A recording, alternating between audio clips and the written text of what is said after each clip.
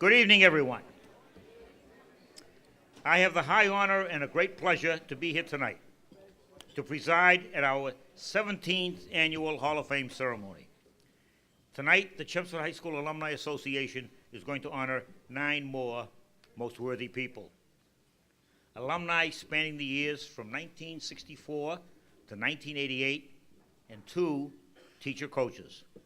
Alumni and teachers from Burbank, California to Hempstead, New Hampshire, from Tempe, Arizona to North Chelmsford, Massachusetts, from Mill Valley, California to Gloucester, Massachusetts, from Nashua, New Hampshire to Chelmsford, Massachusetts to Lowell, Massachusetts, from a highly successful businessman and high school athlete to a university professor and noted anthropologist, from an award-winning housing director and active community advocate to an outstanding dental surgeon and class president, from an outstanding athletic administrator and highly successful wrestling coach to an exceptional high school participant in music and drama and community participant, from a national and state park director and historian and community activist to a highly successful award-winning television design supervisor and outstanding community participant to a very successful high school football coach and motivator of young people and a lover of kids. Our Hall of Fame recognizes alumni from all walks of life.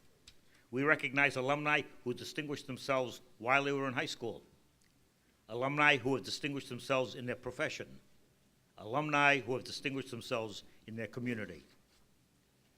We also recognize Chelmsford High School teachers and administrators who over the years, while at the high school, worked to make our high school, Chelmsford High School, the great educational institution that it is today, and it really is. The Alumni Association also recognizes individuals and organizations who over the years have given generous and continuous support to the students of Chelmsford High School with the Lucy E. Simonian Golden Lion Award. Tonight, we honor such an organization. Your program lists those individuals and organizations that have been honored in the past.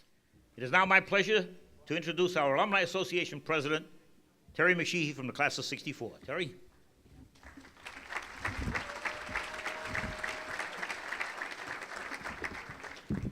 Thank you. Good evening, honorees, ladies and gentlemen. Welcome to the 17th Annual Hall of Fame Induction Dinner.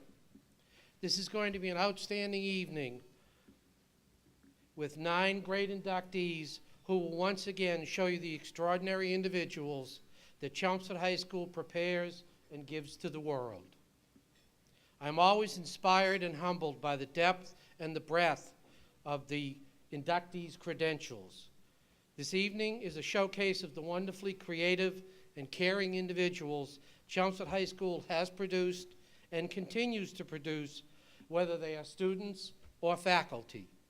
These 9 individuals are examples of the success of Chelmsford High School. The CHSAA has a membership of 2,217, and we are striving every year to grow that number. We have members from as far back as the class of 1923 and from as recent as the class of 2006. Our endowment fund continues to grow. We gave out 71 scholarships last year, and we will be awarding 78 scholarships this year. To date, we have given approximately $220,000 to the graduates of Chelmsford High School, and this past year alone, we gave $41,650. This year, we will be giving gifts totaling $46,750. I am also pleased to announce tonight that our endowment fund has reached and surpassed the $1 million mark.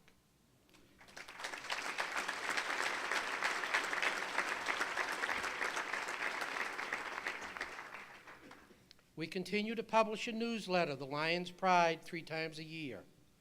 It is one of the finest, if not the finest, publication of its kind for a public high school. I hope that you have noticed that our graphics design liaison from Red Mill Graphics makes minor changes in the appearance of the newsletter for each issue. In this way, we hope to keep the newsletter fresh and interesting for you. We have relocated our website yet again due to a request from the IT department at the high school. It will now be resident on an independent ISP site. Rob Russo spearheaded this move, and we hope that this move will allow us to make the website more user-friendly and more informative. A big thank you to Rob for all his efforts in this regard.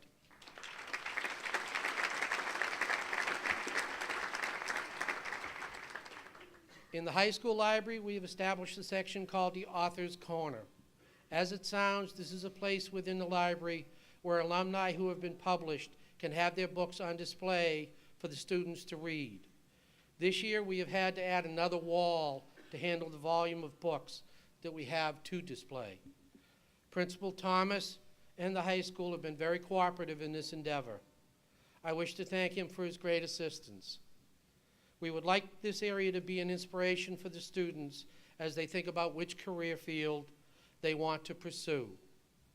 We are still working on the concept of having the authors themselves available to do talks with interested students during school hours. We have made significant progress this year in regard to finding of a home for the CHSAA. As some of you already know, there is a warrant article on this year's town meeting agenda to begin the process of acquiring land upon which we can build an alumni hall. We also have alumni working on an initial architectural drawing of what the building should look like to meet our needs. We also have a committee working on a capital campaign to generate the needed funds to not only guarantee the existence of the Alumni Association, but also to build the building and provide for its upkeep for now and into the future. It is our dream to have an alumni association not dependent on dues, thus open to every graduate of CHS, and an alumni hall of which we can all be proud. We are moving quite rapidly towards the realization of these dreams. We are able to accomplish these things due in large part to the support we receive from the high school administration itself, the principal Al Thomas, the deans Ann O'Brien, Jeff Doherty, and Bernie Battle, as well as from the superintendent, Dr. Richard Moser. It is this close working relationship that allows CHSAA to be so successful. I also want to take this opportunity to thank Paul Cohen, our new town manager. Paul, would you stand up so everybody can meet you?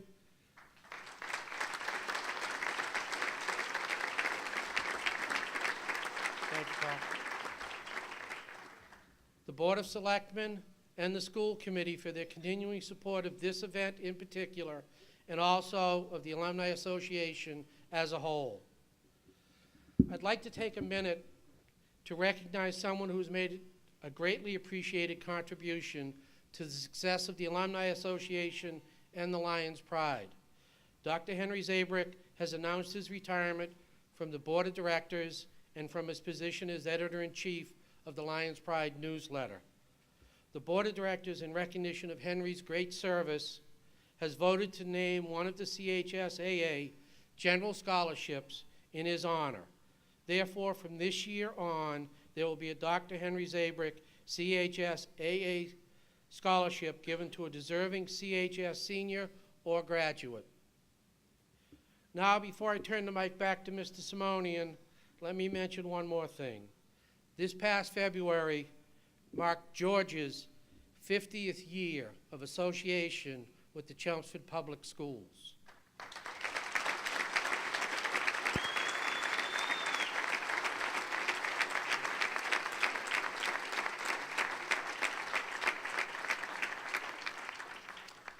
Thank you all for coming. I hope that you enjoy the evening.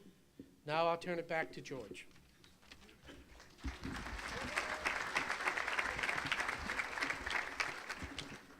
Thank you, Terry. Thank you, folks.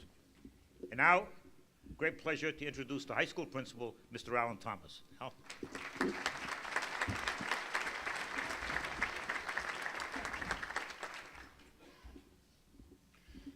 Good evening, ladies and gentlemen. As principal of Chelmsford High School, I'd like to extend a warm welcome to tonight's induction ceremony, and to those of you being inducted, I extend a most hearty congratulations. I stand before you tonight to assure you that despite the economic challenges that we face in our district, and despite the many distractions that our young people across the United States of America must deal with, Chelmsford High School remains one of the best public high schools in the state of Massachusetts. In fact, I would correct that. We remain one of the best high schools in the state of Massachusetts. I tend to go on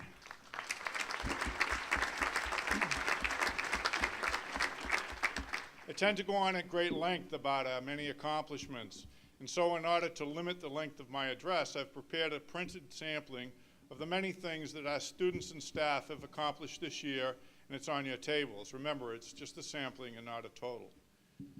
On April 29th, the town will celebrate the opening of our new 1,000-seat auditorium. Please plan to join us for that tremendous celebration. Also, know that our physical plant has been improved by the total rebuilding of our science classrooms, the addition of new labs from the area previously occupied by the central administration, and we've also repaired our roof, fixed our fire alarm system, and upgraded our heat and ventilation system. Thanks to all of you who worked hard to make that dream come true.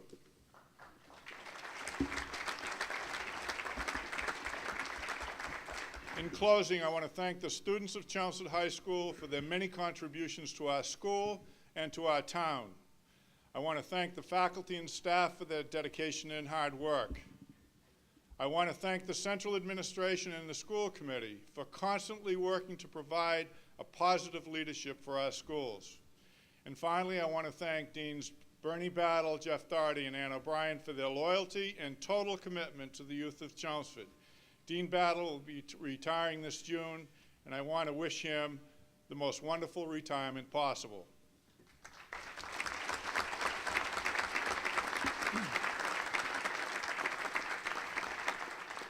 As the Alumni Association plans for the future, rest assured that there will always be many well-qualified candidates for your Hall of Fame, and there will always be many talented graduates to help the generations to come.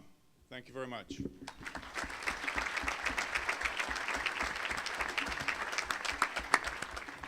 Thank you, Al. And now, with a great deal of pleasure, I have the honor of introducing the members of the class of 2007 of the Chelmsford High School Alumni Association Hall of Fame. But before I start, I want you all to know that if I was to list all of the accomplishments of these 9 people, we would be here probably through tomorrow, and I'm not going to do that.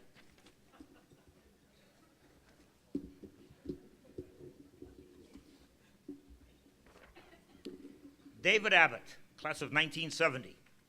At Chelmsford High School, he was a member of the National Honor Society and a member of the golf team. His college career: graduated from Adelphi University with a Bachelor of Arts degree in anthropology with honors in 1974. Graduated from Arizona State University with a Master of Arts degree in anthropology in 1981. Graduated from the University of Arizona with a Master of Science degree in statistics in 1986. Graduated from Arizona State University with his PhD in anthropology in 1994. From 1987 to 1989, he was a recipient of a Regents Graduate Academic Scholarship. He's a member of the National Academic Honor Society, Phi Kappa Phi. His professional career, from 1980 to 1984, he was an archaeologist at the State Museum at the University of Arizona. 1986 to 1994, while studying for his PhD, he was a teaching fellow and worked as an archaeologist for Soil Systems Incorporated. He has authored nearly 60 publications, including journal articles, book chapters, reviews, a regional traveling exhibit, and 6 books, 2 of which are in our Alumni Authors Corner at the CHS Library. They are Ceramics and Community Organization Among the Hohokam and Centuries of Decline During the Hohokam Classic Period of Pueblo Grande. His professional awards and recognition: he's a recipient of research grants from the National Science Foundation, Southwest Parks and Monuments Association, the Arizona Archaeological and Historical Society, and others, funding of almost $2 million. In 1995, the Society for American Archaeological Dissertation Prize awarded for the first Best PhD Archaeology Dissertation in the Americas. He's a recipient of the Robert H. Lister Fellowship in Southwestern Archaeology. He's a recipient of a Richard Carley Hunt Fellowship for Anthropological Research. He's a member of the Society for American Archaeology, American Anthropological Association, the Arizona Archaeological Council, Arizona Archaeological and Historical Society, and the Register of Professional Archaeologists. His civic and community involvement, member of the Board of Directors, Old Pueblo Archaeological Center, peer reviewer for the National Science Foundation. Has made more than 20 presentations to local and regional archaeological societies, institutes, centers, and museums, and at national parks. He's also a member of the Chelmsford High School Alumni Association. His family includes his father, Ralph, CHS class of 1939, and a member of the association. His mother, Gladys, his wife, A. Trinkle Jones, and his daughter, Mackenzie. It gives me a great deal of pleasure to introduce to you a true scholar, David Abbott. David?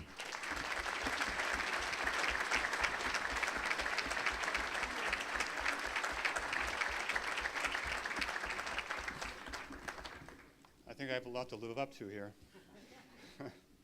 Well, good evening, ladies and gentlemen. I hope you're all having as good a time tonight as I am. It's a pleasure to be here. On behalf of all of us, I would like to thank George Simonian and Terry McSheehy and the members of the Alumni Board for this marvelous evening tonight, an outstanding dinner and a truly classy event. You guys have done a splendid job. Thanks very, very much. It's a wonderful thing to be remembered in this way by my hometown many years after I left Chelmsford. Tonight I kind of feel like the prodigal son who's come back home again. But unlike the prodigal son, I've had a good bit of good fortune in my life. I've had my share of success. And as I look back over my life's journey, I think about those people who have made a difference in my life. And there are two teachers at Chelmsford High who come immediately to mind. And I'd like to thank both of them tonight. Unfortunately, I've lost touch with these folks over the years. And I suppose that it would be an amazing coincidence if they happen to be among us tonight. I think that's too much to hope for. But I do hope that possibly through the grapevine, perhaps, that my gratitude and my high esteem for them will become known to them. The first of those two people was my reading instructor, Mrs. Harper. And these days I spend a lot of my time writing and reading, and because that's what I do for my job. But there was a time when I was a very poor reader. And Mrs. Harper changed that. And I wonder now whether or not I would have followed the path that I did with all its good fortune without her help and without her patience. Those were great gifts, and they are gifts for which I'm very grateful. And the second teacher I'd like to mention is my physics teacher, Mr. Forsley.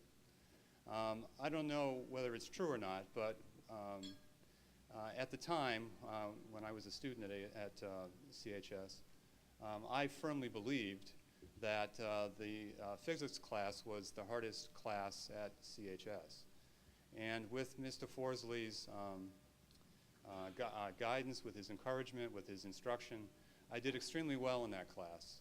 And that was really important to me because I think it's the first time that I can remember thinking to myself and really believing myself that I could do things that were hard. And he also taught me, I think, that challenges were something to be relished and not to be shied away from. And that's a lesson that I carry with me, which is very dear to me even today. I'd also like to thank my family and friends who are here this evening. There are many members of my family. And in particular, I'd like to acknowledge my father, Ralph Abbott, who is a CHS graduate of 1939, and my mother, Gladys Abbott, who is a graduate of Billerica High School. Now that's a fact that we chose to ignore when I was growing up. Except, of course, during Thanksgiving when the Chelmsford High Lions were beating up on those green guys from Billerica. My poor mother has suffered so over the many years. But to be serious again, I would like to thank them for their love and for their support, which means the world to me. And I want to thank them for being here tonight to share this high honor with me. It is indeed a very good evening. Thank you.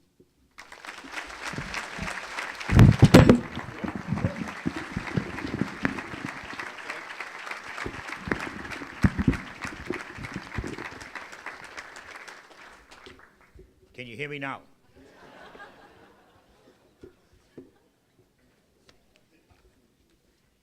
Mehmed Ali, class of 1984, Chelmsford High School.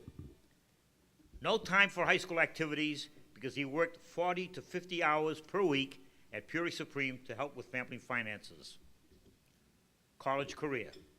Graduated from University of Hawaii with a Bachelor of Arts degree in 1990 with honors, with a major in political science while working full-time. Graduated from University of Hawaii with a Master of Arts degree in political science in 1991. Graduated from the University of Connecticut with his PhD in history in 2006.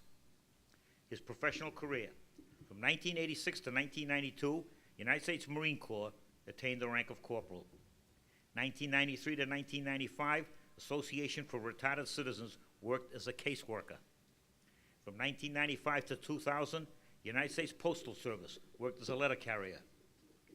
From 2001 to the present time, he's the director of the Patrick J. Morgan Cultural Center for the Lowell National Historical Park. 2001 to 2004, director of the Lowell Summer Music Series for the Lowell National Historic Park. From 2005 to the present time, he's a coordinator of the Lowell Folk Festival. Civic and community involvement. President, Lowell Draker Tingsboro Friends of the Forest. Vice President, Center City Committee. Secretary, Public Health Museum of Massachusetts. Treasurer, Lowell Hellenic Heritage Association. Vice President, Oral History Association of America. Director of the Elizabeth Tapasaris Scholarship Fund. Member of the Chamber of Commerce. Member of the Advisory Board of the International Institute of Lowell. Member of the Lowell Heritage Partnership. Member of the City of Lowell Mayor's Task Force on Culture. Member of the Chelmsford High School Alumni Association. Served as President of the Lowell Historical Society. Served as Vice Chair of the Lowell Cultural Council. Served as President of the New England Association of Oral History. His community participation, just to name a few. Remembering Little Canada, these are presentations that he's made. Tales of the Harvard Brewery. Sacred Spaces and Holy Places. Mr. Smith Goes to Carlisle. The Family Photo, A Place in Our Lives and in Our Shared History. History of Fox Hall, University of Massachusetts Lowell. Sampa Scoopies, he celebrated Lowell. His community exhibits, to name just a few. Rediscovering Our Roots. The French-Canadian Snowshoe Clubs of Lowell. The Early Automobile in Lowell from 1896 to 1936. The Acropolis of America, the Greek community of Lowell from 1874 to 1929. Numerous publications and oral history presentations with the focus on local, ethnic, and cultural history. Awards and recognition. In 2003, was a keynote speaker at the Spindle City Corps graduation. 2005, he received the Angkor Dance Troupe Community Service Award. In 2005, he received the Armenian National Committee of the Merrimack Valley Community Service Award. His family includes his daughter, Lum Tem, his sister, Lynne Spavento. As an educator for years, I practiced and I preached, you never give up on a kid. Here is a classic example of one of those kids, Mehmed Ali.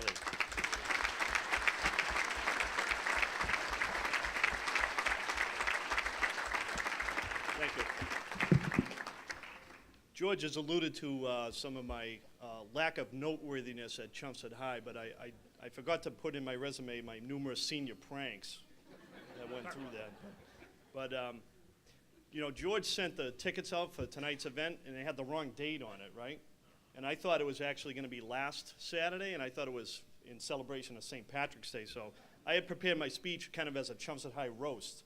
I hope that's all right. You know, when I was in 11th grade, I had a guy named Mr. Thomas as a history teacher. I don't know whatever happened to that guy, but one of the things he used to demand of his students was that we had to take notes in class and then take the exams. Well, I refused to take notes because I couldn't concentrate, but I used to ace the exams. But, you know, he always had problems with that. And another big rule in Mr. Thomas's class was that you had to refrain from chewing gum in the classroom. I'm glad I gave up that habit. You know, Mr. Thomas wouldn't sign my AP history papers to go on to the 12th grade. So, courtesy of Angelo Toronto and some other nice people, I was able to get into Gail Safaris' class and made a little career out of history in the meanwhile, but don't tell him, all right?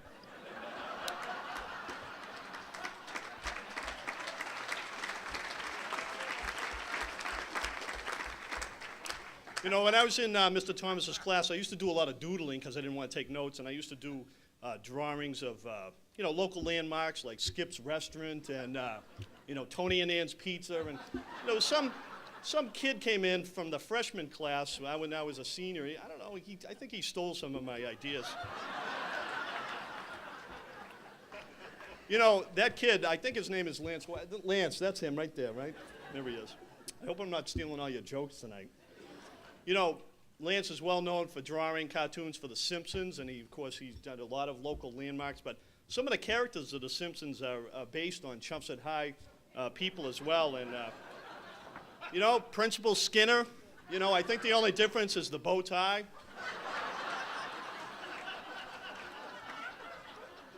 Maybe Lance will sign that later. And, you know, I was a rogue, and I didn't fall too far from the tree with my dad, who never graduated high school. And I want to thank Lance for coming out with my new biography. It's Bart Simpson, Chip Off the Old Block.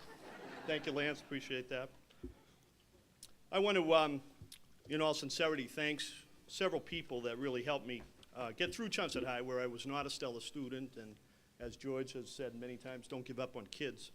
And Gail Safaris and Dean Angelo Toronto, who's here tonight, and Ella Sue Lindsay, who was a guidance counselor at that time, really pulled my cookies out of the fire at a couple key moments and kept me on, and I want to thank them. And I want to thank all the staff for continuing to make Chelmsford High a great institution. I want to thank John Souza. He's our class agent for the class of '84, and if there's any '84 grads here, I want you to make sure to join the association and go see John in the corner there. And I want to thank my family and friends for coming out, especially my daughter and my sister and all my good friends and the Philhellenes that are over there. Zito Helas, tomorrow is Greek Independence Day. We want to share that celebration with them. I want to thank you and have a great night.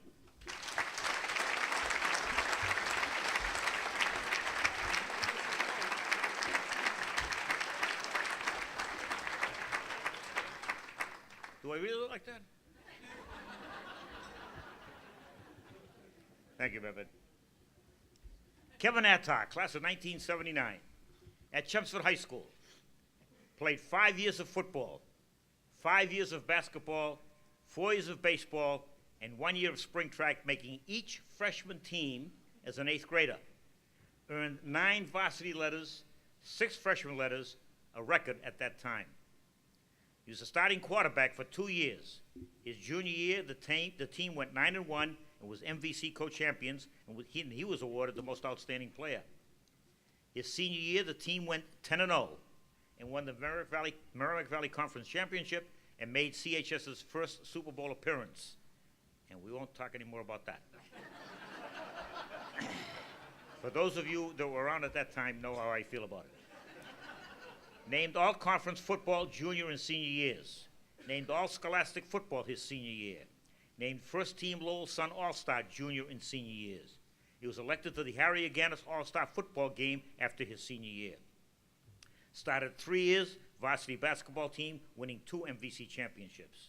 Served as president of St. John's Parish CYO for 2 terms. He receives an athletic scholarship to attend Davidson College in North Carolina. His college career: graduated from Davidson with a Bachelor of Arts degree in 1984 with a major in sociology and business administration. Played Division I varsity football and varsity baseball. Elected to the Student Faculty Fraternity Council his junior year. He was elected Rush Chairman for the fraternity Phi Gamma Delta his junior year. Elected Vice President of Phi Gamma Delta his senior year.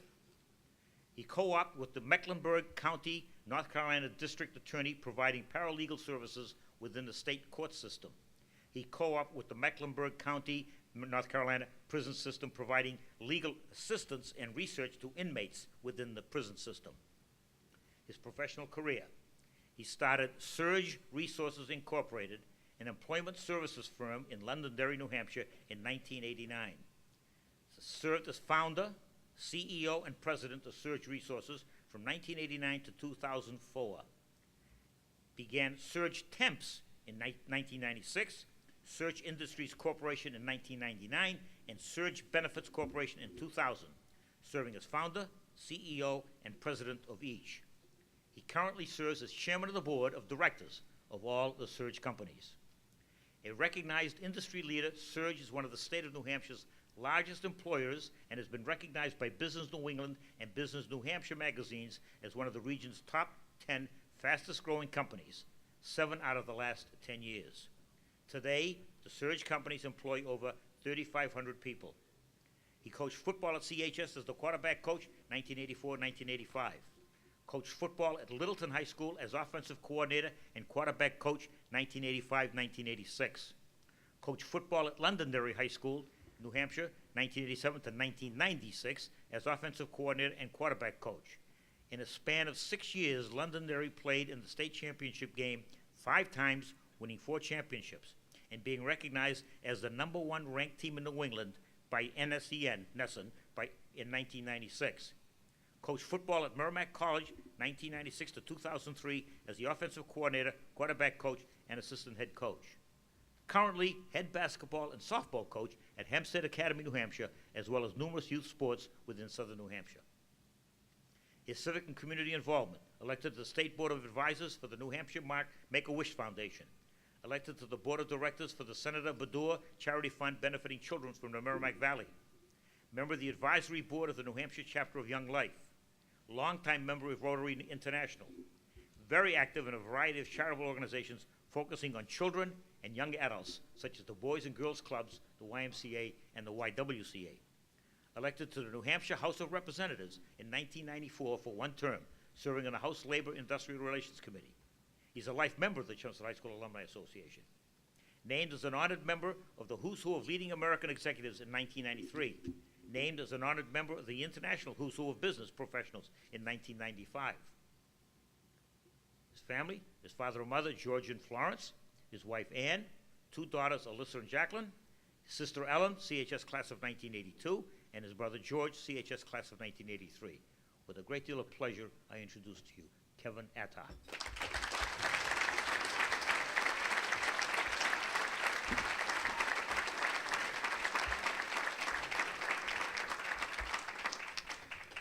Wow. Okay. I'm under strict orders from Mr. Simonian to keep this under 5 minutes, so I'll do my best. I'd first like to thank the Chelmsford High School Alumni Association. Boy, am I nervous.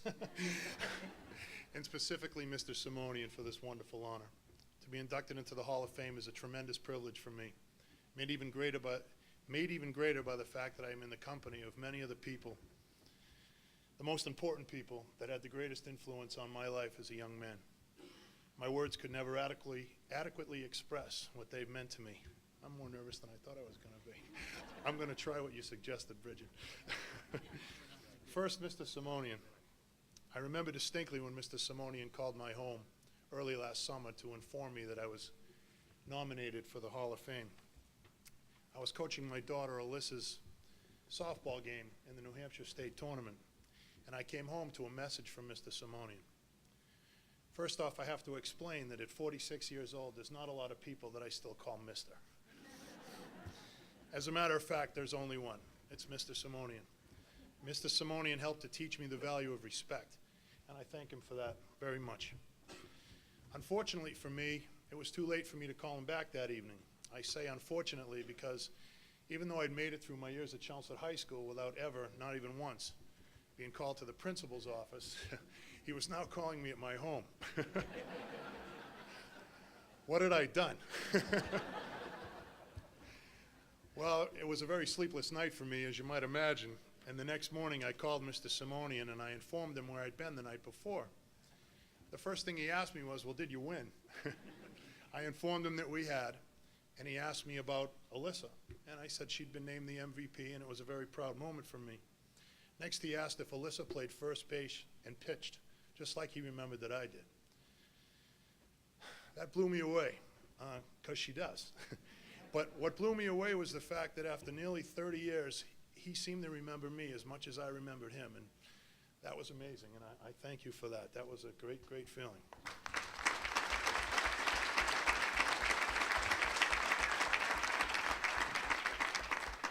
I'm doing better now. While there's only one mister in my life, there's also only one coach, and that's Coach Caito.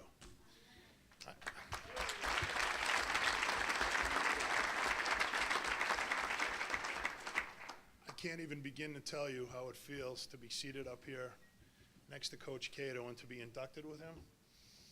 It's unbelievable. I can't even tell you what it means to me. It's incredible. It's a great feeling. I've been involved in sports my entire life as an athlete and as a coach, and never have I met anybody like Coach Caito, whether playing Little League baseball or college football or coaching junior high school basketball. I've never seen anyone who comes close. Coach Caito gave us all he had every single day, and we would have run through walls for him. His influence on me runs very deep. Coach taught me the importance of always giving your very best effort, because as he used to say, and I know some of my teammates here will remember that, you have to look at yourself in the mirror and you want to like what you see. Coach also taught me the difference between losing and getting beat. Fortunately, we didn't do much of either in our times together, either at Chelmsford High, where I had the privilege of playing for him, or later at Merrimack College, where I had the honor of coaching with him. Whether I'm coaching young men in college football or my youngest daughter Jacqueline's 7-year-old basketball team, I quote Coach Caito often, trying to help young people achieve their very best. I hope to someday live up to the standards he set. Thanks for everything, Coach Caito. You've meant more to me than you'll ever know.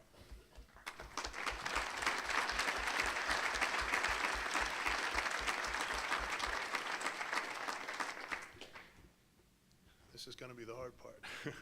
Next, I would like to thank the hardest working and smartest guy I know, my dad. My dad grew up tough in a big family. They did not have a lot in the way of material things, but they had one another and a tremendous work ethic. Among the many things he taught me, it is those that I treasure most: the importance of family and the value of hard work. Whether I had trouble on a math test or throwing a slant pattern or hitting my free throws, my father would work all day and then come home and work with me to help me get better. Before every test, he would quiz me.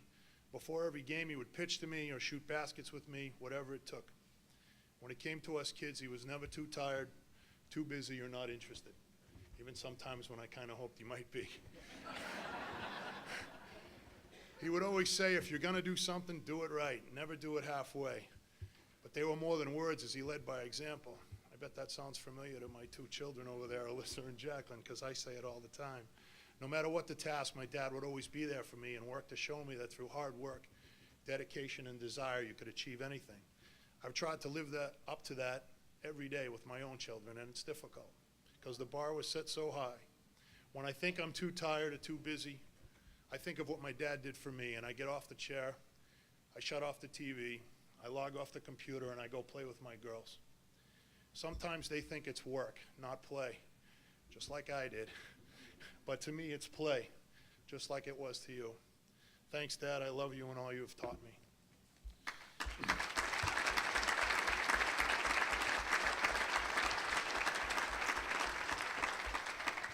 Mom, what can I say? I think you were even more excited than I was, if that's even possible, when I told you about my lunch with Mr. Simonian. While that may sound trite, it's not. It's just my mom being my mom. She's always been that way, living and dying with her children and now her 6 grandchildren. Whether on the athletic field, in the classroom, or in the boardroom, my mom is always there for me. It's very easy to reach for the stars when you know that if you should fall, there's always someone there to help you up and to encourage you to try again. I know I don't say it enough, Mom, but thank you. I know that I wouldn't be half the person I am without the love and support you have given me.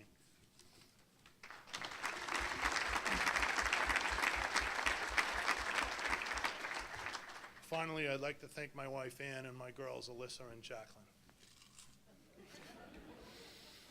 You 3 are truly the wind beneath my sails. That's kind of corny, isn't it? But it's how I feel. Some may say that living in a house full of women can be interesting. I'm here to tell you that it is. In spite of the fact that 5 bathrooms wasn't enough for us all to get ready today, and the fact that Dad, me, always seems to say the wrong thing at the wrong time, I wouldn't change anything for anything. And in case you forgot, next month is our 20th anniversary, and I know that you didn't forget. I was supposed to say in case you think I forgot. But I didn't. Anyway, while that makes me feel a lot older, nothing can make me feel happier. With you and the girls, I'm truly blessed. Thank you.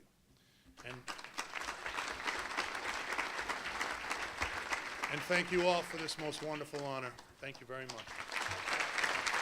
Nice job, Kevin. Nice job, nice job, nice job.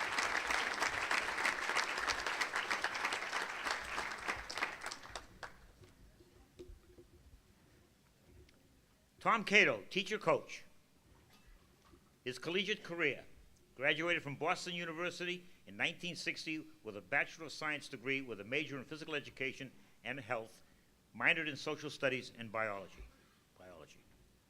He was on a full academic and athletic scholarship. He was a member of the university football team, earning 3 varsity letters. He received the Harry Cleverly Award from Boston University. Graduated from Boston University in 1993 with a master's degree in education.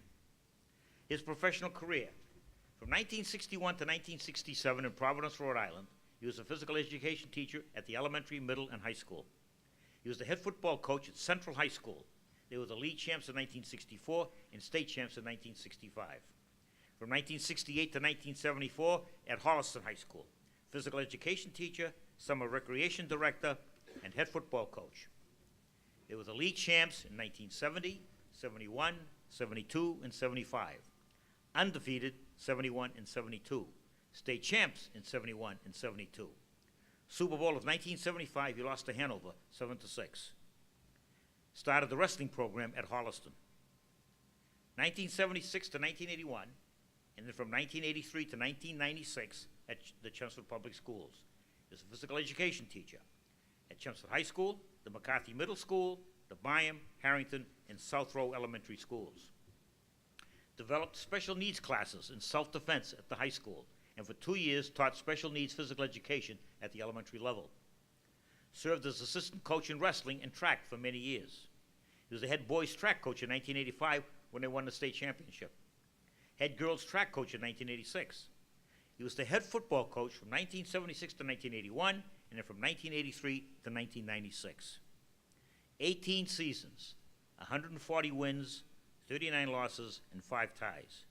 2 undefeated teams, 7 conference championships, 4 Super Bowls, 3 state championships.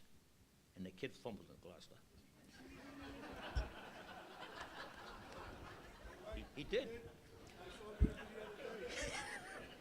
Many of his student athletes went on to college on full academic scholarships, quite a list of them. 1981 to 1982, he left for Cocoa High School in Florida. He was the athletic director and director of physical education and the head football coach. 1982-1983, he started back north. Scotch Plains High School in New Jersey. He was the assistant athletic director and head football coach. Then back 1995 to 2001, he was the first head football coach at Merrimack College. Honors and other achievements. Ranked among the top 10 high school football coaches in the history of Massachusetts high school football. His football coaching record: 247 wins, 78 losses, and 6 ties. He has coached all-star games. Examples: the Harry Yaganis, 1976 and 79, the Shriners in 1980, the Carroll Classic in 1994. He's a member of the Rhode Island and Massachusetts Football Coaches Halls of Fame. Chancellor Lodge of Elks made him the Man of the Year in 1991. He's a speaker at many football clinics for coaches such as Boston College, Boston University, College of the Holy Cross, the Kodak Clinic, Kellogg Coach of the Year Clinic, Newport Clinic for all New England coaches. Past president of the Rhode Island Football Coaches Association. He is a member of the Massachusetts Football Coaches Association. Civic and community participation. Past member of the Holliston Lions Club. Assistant Recreation Director, Providence, Rhode Island. Supervisor of Head Start in Providence, Rhode Island. Recreation Director, Holliston, Massachusetts. He's a volunteer at the Perkins School for the Blind. Volunteer for Brockton Veterans Administration Hospital. the motivational speaker to middle and high school students in Holliston, in Chelmsford, and now in Gloucester. His family includes his wife, Marguerite, 3 daughters, Allison, CHS class of '84, Laura, CHS class of 1987, and Leslie, CHS class of 1992. And 4 sons, Paul, CHS class of 1980, John, CHS class of 1981, Thomas Jr., CHS class of 1990, Michael, CHS class of 1993, who passed away in 2004. It is indeed my pleasure to introduce to you a great coach and a great person, Tom Caito.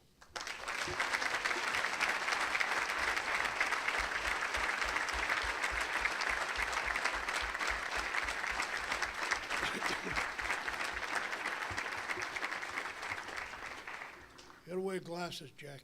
I can't see anymore.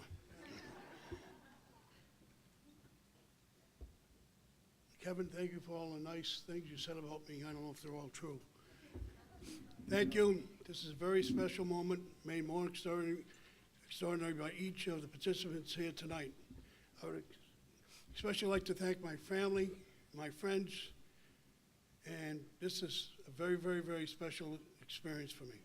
I would like to thank the committee for voting me into CHL Hall of Fame, and particularly Mr. Simonian. 31 years ago, I had a chance to go to either, what was it, Waltham, we took that ride, Marguerite, and CHS. And I looked at him and I said, no, I gotta go to CHS. He was my main man. So anyway, that's one of the reasons I took the job. I liked George a lot, I liked the kids. Plus, my wife and I, we saw these kids and girls smoking on, what were they smoking on? They were smoking pot, I think. And Peggy goes to me, no way, they're going to CHS, and I never regret it. I had the best 20 years of my life while I at CHS. They say you're judged by the company you keep, and if that's true, I'm in great standing tonight. I would like to congratulate all my fellow inductees for whom I have such admiration and respect for, especially 2 in particular. I taught 12 years with Randy Whitehead, and it was one day in my life I didn't come out laughing. Plus, I fell asleep a couple of times, too. And Kevin Attar, and Kevin, we did, you know, I saw 2 weeks ago, Murphy. He really made me look. He said, Coach, I never fumbled the ball. He said, we had this much to go and this much to go for a touchdown. I know, that's George, that's the thing that bothers me the most. I wanted to shoot Murphy for, right, you know, he had to remind me of it. I said, Murphy, why'd you do that? He said, I just wanted to get you fired up, Coach. It's a great honor to be inducted alongside of them. So many of my assistant coaches and players made my success a great at CHS. All the players that are here and the coaches, could you please stand up? I want to see how many kids came.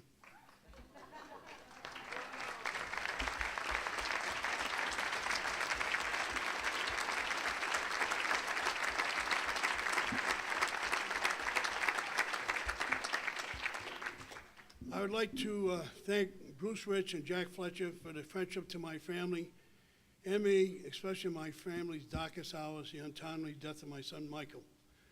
Bruce was my offensive coordinator for years. He has a great offensive mind and did a great job for me. If I ever took him to damn Merrimack, we would have gone undefeated because he's a great, great offensive coach. And Bruce knows I love him. I would do anything for him. Jack was my main man. He was the first one I hired at CHS. And Jack really didn't want to become my defensive coordinator. And I said, Jack, here's the defenses. Guess what? I'm not going to call them. You're going to call them. And he called the defenses. Jack was unique. He had that fire in his eyes. He was fearless and always coached to win. And the biggest thing, he installed confidence in his players. They loved to hit, and I loved to see them hit. And I know his son's here, Bubba, probably the best defensive team I've ever had in my whole life. And that was attributed to Jack. Well, they hit you. They came. They put their helmet on you. I get excited when I even think about it.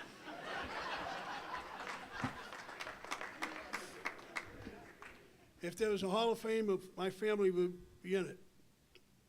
Peg, remember Peg, little Michaela, my dog, she doesn't talk back to me, and she loves me. I love her too. My son Paul, John, Thomas, and Michael.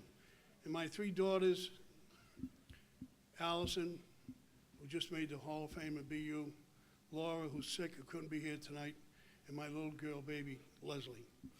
When anyone is appreciated, they must appreciate their wife. Peg is the greatest. Peg, stand up a minute.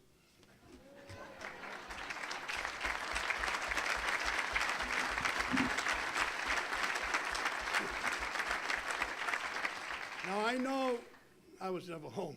But how could I have 7 kids if I was never home?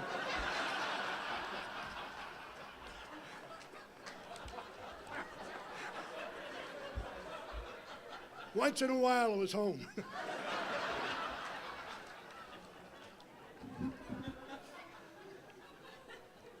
Thanks, Peg, for putting up all those years. I stayed in that damn high school, broke down films, and then a few times I came home. At this time, I'd like my family to stand up. My son John, who played at Pittsburgh. My son Thomas, who drove me absolutely nuts, who played at BC. My son Paul's in California, he couldn't be here. My daughter Allison, who's an All-American field hockey player at BU. My daughter Laura, who just had an operation, couldn't be here. And my little baby, Leslie, who's an All-American at URI. Also, I'd like to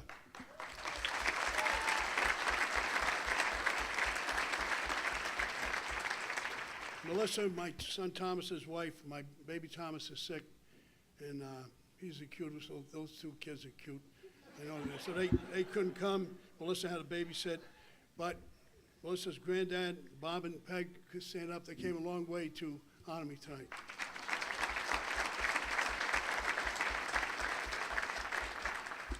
Now, you know I have a lot of kids, so I have to say something about my son-in-laws, too.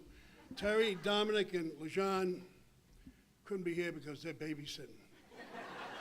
Yeah, what are you going to do? Without them, I wouldn't be here tonight. Between them, they have given me 13, how much? That was your football number in high school, 13. Beautiful grandchildren that I love to death. In addition of the game of football, they're truly my loves of my life. This is what all family's about, love.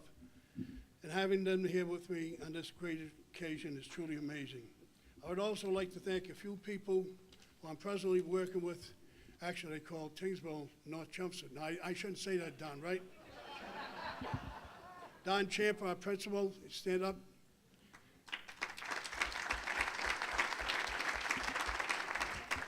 Mike Flanagan, our assistant principal, who played for me. Michael, make sure I made said Holy Cross, too.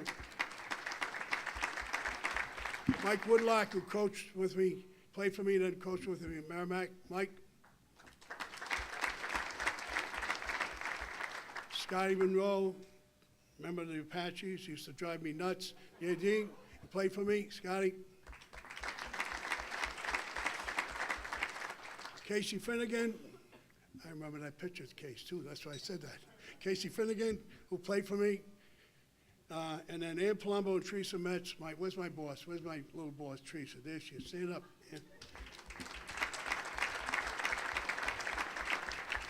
They've given me the opportunity to live my dream by coaching football and teaching Tingsboro at Tingsboro High School. I could never stay at home. My wife knows how I am. I just love coaching, and I love not being the head coach. I remember when I was working with Terry Silver one time after a game, a guy came up to me and said, "My kid didn't play. What's the matter?" I said, "See the short, chubby guy over there? Go see him. He's the head coach."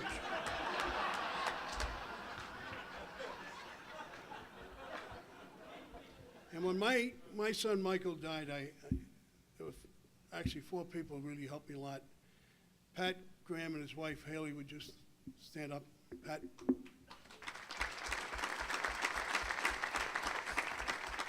And then my buddy Bucko and Scott Johnson, who were always close to me, especially when my son died. Bucko and Scott.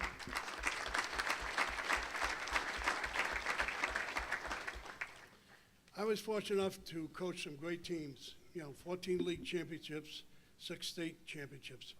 But the 7 league and the 3 state championships, and Kevin, we should have 4. That damn fumble. are my most treasured. How fortunate I've been to have hardworking fans who love football and their players.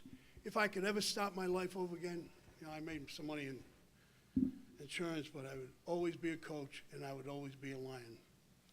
In closing, as long as I can remember, I always wanted to be a coach. I know a lot of my teammates wanted that, but very few had the chance to do it.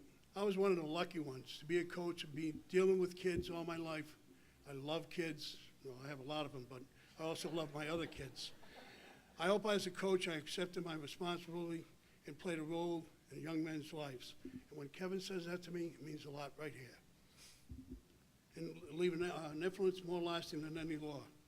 I've seen the glory of the game. To be here in this place at this moment for this reason is an honor beyond my wildest dreams. I owe you my deepest thanks. Thank you. It's my great pleasure to be making this next presentation. Our Lucy E. Simonian Golden Lion Award this year is being presented to Chelmsford Telemedia. Chelmsford Telemedia has been an outstanding member of the Chelmsford Public Schools and the community as a whole since its inception in 1980. But the real roots of Chelmsford Telemedia go much further back than that. I remember when closed-circuit TV was added to the capabilities of CHS, and that was the real beginning of what today is Chelmsford Telemedia. But officially, Chelmsford Telemedia was born in 1980 when the Chelmsford Public Schools agreed to produce local programming as part of Continental Cable Corporation, in return for a $25,000 grant. Cy Locke and Matt Scott were hired by the schools to run the new operation. In 1984, Brad Emerson and Cy Locke founded the Friends of Cable 43 Education Foundation to help pay for the upkeep of the Cable 43 operation, as there was really not an operating budget at this time. In 1995, the town renewed its cable contract, this time with Colonial Cable Corporation. As part of this contract, Colonial Cable was going to fund Cable 43, but in order for this to happen, there had to be a nonprofit organization. That nonprofit organization was the Friends of Cable 43 Education Foundation. Kelly Beatty was hired at this time, and Matt Scott was taken out from underneath the school department budget and put into the nonprofit. Since that time, Chelmsford has had many different cable TV providers, but Chelmsford Telemedia has always been there with them. Chelmsford Telemedia is housed in the Parker Middle School. The fact that it is housed there is due to the vision of Cy Locke, who was instrumental in having the media wing included as part of the original building plan of the school. Tom Peterson, class of 1990, who's also at the back of the room filming this, as a member of the Chelmsford Telemedia, teaches all of the media-related courses for CHS at no cost to the schools. Students not only get instruction in the workings of TV, but also get to have hands-on instruction as they telecast many of the CHS sports and events, either live or as a tape delay, depending on the venue. Chelmsford Telemedia makes its staff and volunteers available to anyone in order to allow them to put on a show. As I said, Tom Peterson is here this evening at the back of the hall recording this event for future broadcast. So keep an eye on the programming schedule. You may get to see yourself on TV. Matt Scott and Chelmsford Telemedia have won many local access awards, and Chelmsford Telemedia is, in fact, one of the most award-winning local access stations in the region, if not the country. I would now like to call up Matt Scott and Kelly Beatty to accept this year's Lucy E. Simonian Golden Lion Award.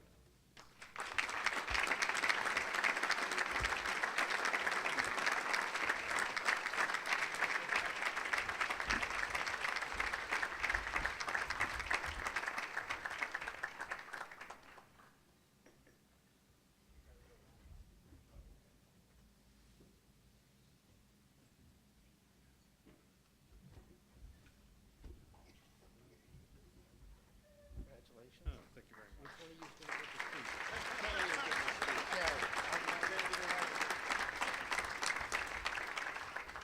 So Matt's going to do the heavy lifting, and I'm going to do the heavy talking. I'm Kelly Beatty. This is Matt Scott. And first I have to say thank you very much, Terry and George, and to the committee.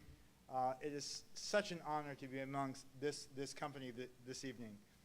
I want you to know that, Terry, you gave the brief synopsis, but you have to appreciate Chelmsford was one of the first 5 schools in the nation to introduce television into their curriculum. And that was at a time when many of us didn't have televisions yet, back in the late 50s or early 60s. The fact that Parker Middle School was designed with a television studio in it in the 1960s is a testimony to the vision that the schools at that time, there were a lot of schools built in the 1960s, and that this one had that capability. We weren't able to really realize it until not until about 1995, but it was always there waiting for us. You've mentioned the great volunteers that we have, the fact that we participate with the schools on a daily basis. Tom teaches 3 classes, 3 sections that are full of 14 students each. Our high school students have won national awards for their football coverage. Our producers and our volunteers have won more awards than we have room on our walls to place.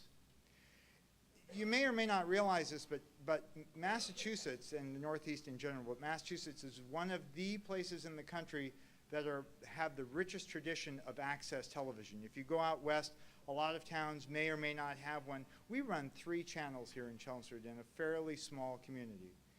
And what's so amazing to me is that we never cease to have people who are willing to come forward and make programs. It isn't that they just want to be on TV. They want to do something for their community. This is a community that I only moved to 22 years ago. I guess that keeps me, I'm still a blow-in by local standards. But I saw when I first came here and was amazed by the richness of the community, the richness of the volunteerism. People really cared. They really wanted to get involved. And we see that in our studio on a day-to-day basis. I want to thank, in particular, the Board of Selectmen through the years, Bernie Lynch, Paul Cohen, and especially the many, many school committee members and superintendents who have supported us all along the way. We wouldn't be here, and we certainly wouldn't be standing here tonight if it hadn't been for the support of the schools along the way. And I want to mention in particular, you mentioned Silock, Bernie DiNatale, who was the IT Director of Educational Technology at the time that we got that contract in 1995, paved the way for clearing out the old computers in that studio and allowing us to take it over and do the wonderful things we are doing now. And lastly, I want to thank you, the people of Chelmsford, for having such a wonderful community, full of such rich opportunity, such rich stories, and such wonderful people. It is you who we really owe the thanks to. Thank you very much.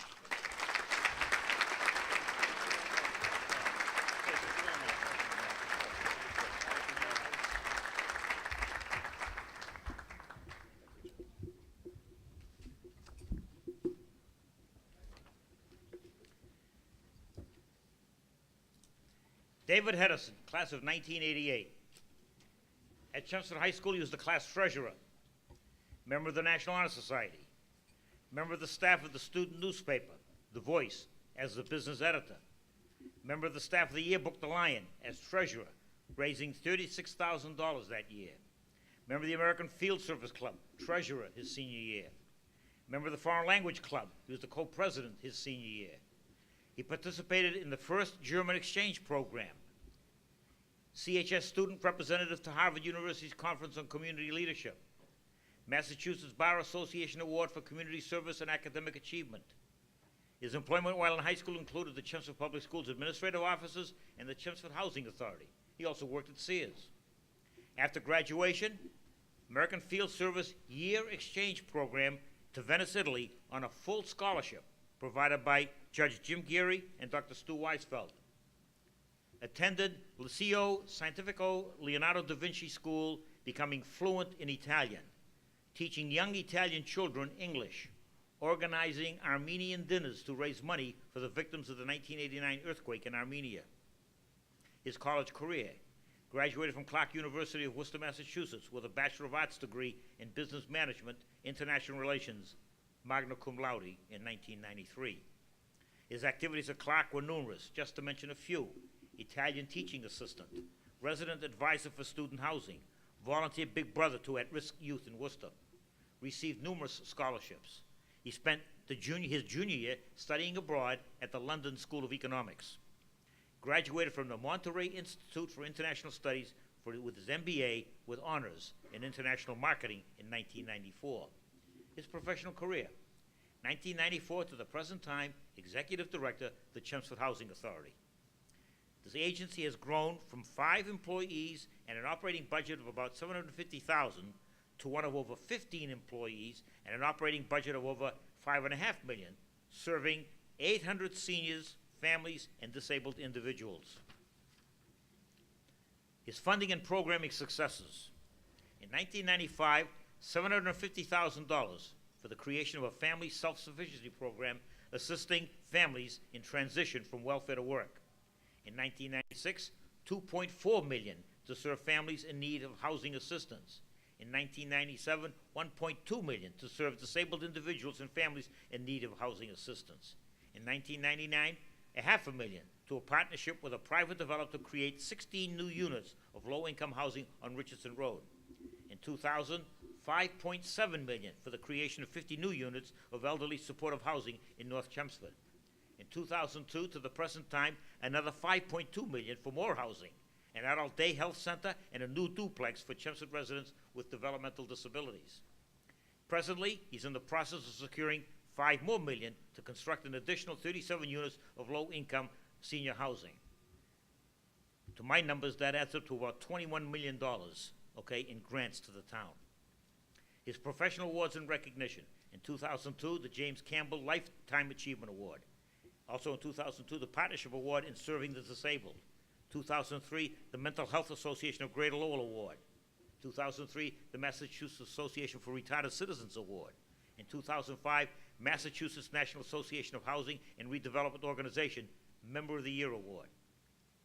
Member of the Massachusetts, New England, and National Associations of Housing and Redevelopment and Holding Committee memberships in the Massachusetts chapter. His civic and community involvement: he's a member of the Chelmsford Rotary Club, member of the Community Preservation Committee, member of the Affordable Master Plan Committee, member of the Merrimack Valley Partnership, member of the Westford Initiative for Senior Housing, and member of the Chelmsford High School Alumni Association. His family includes his mother, Beverly, a retired teacher from the Chelmsford Public Schools who taught at the Center, Harrington, Parker, and McCarthy Schools, spouse Ramsey, stepdaughter Abigail, stepson Lucas, his sister Holly, CHS class of 1981, and his brother Bruce, CHS class of 1984. If you want a go-getter and a doer on your team, this is your man. I know, because he's on one of my teams. David Hedison.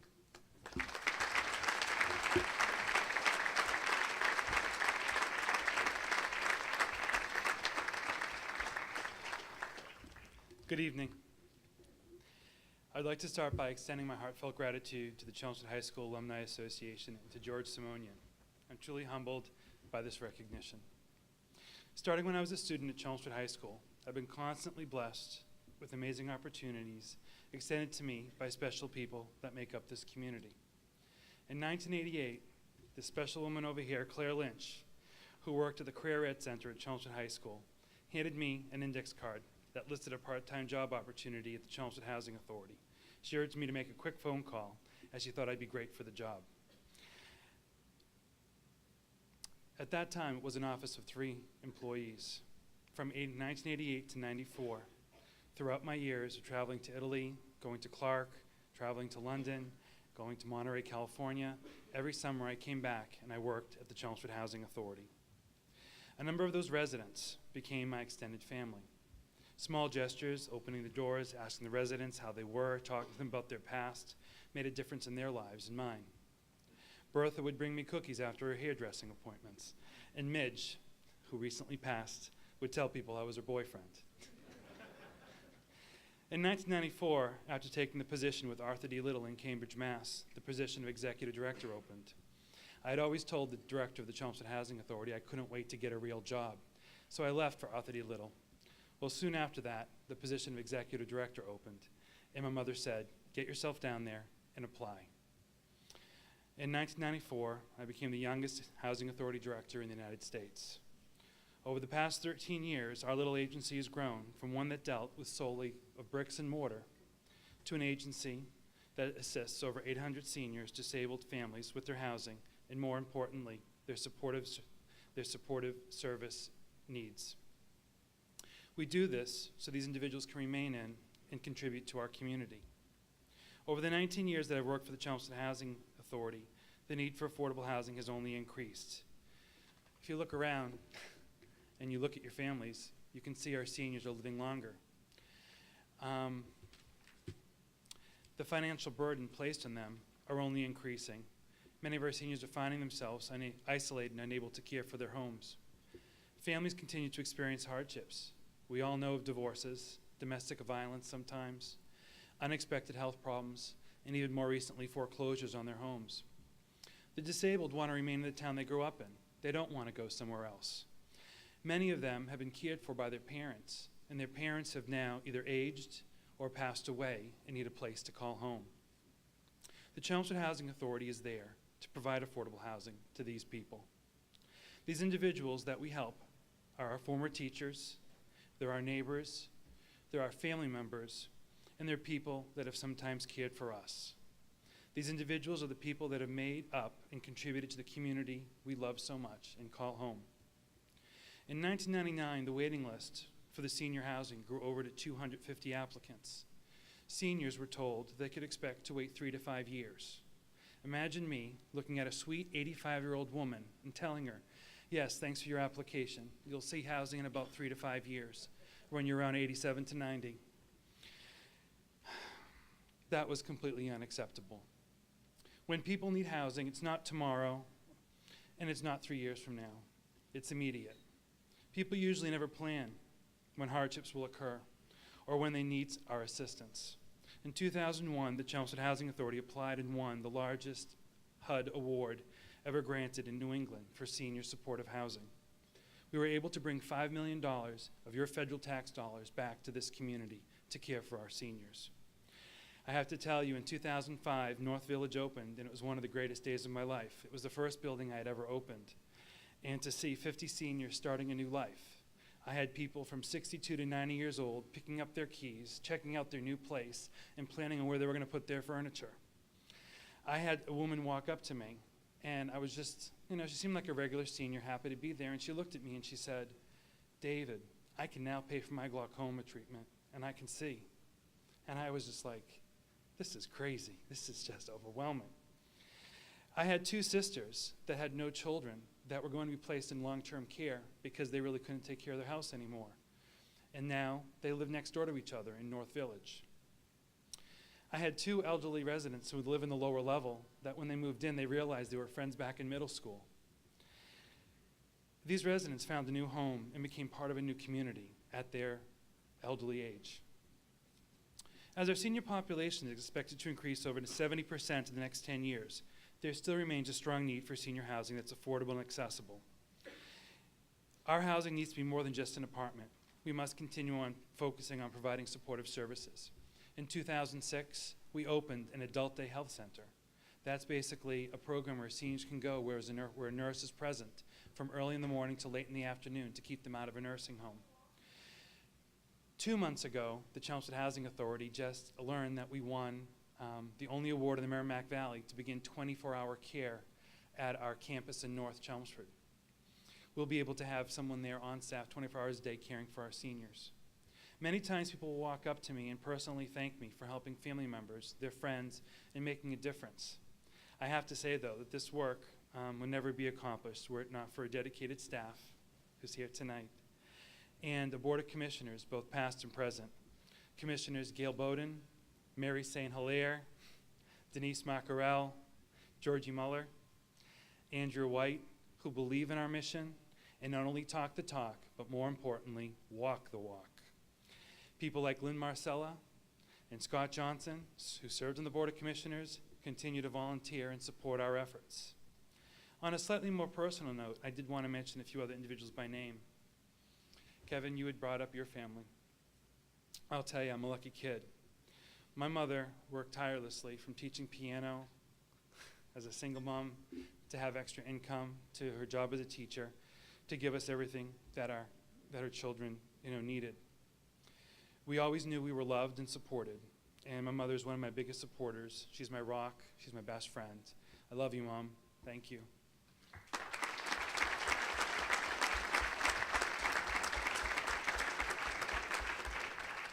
I'm almost done. During my years at Chelmsford High School, I was fortunate to have people around me that provided me with love and support. Dean Boucher was like a father. He was a mentor to me, checking in with me to make sure I was doing okay. At 13, my father left home, and I was pretty much left without one. But I could always count on Dean Boucher to be there for me, to offer me guidance, a pat in the back, to check in, to make sure I was doing okay. And I can't ever thank him for what he did for me. Another special person here is over in the back. If you could just stand. Herb Pitta. Herb, can you please stand?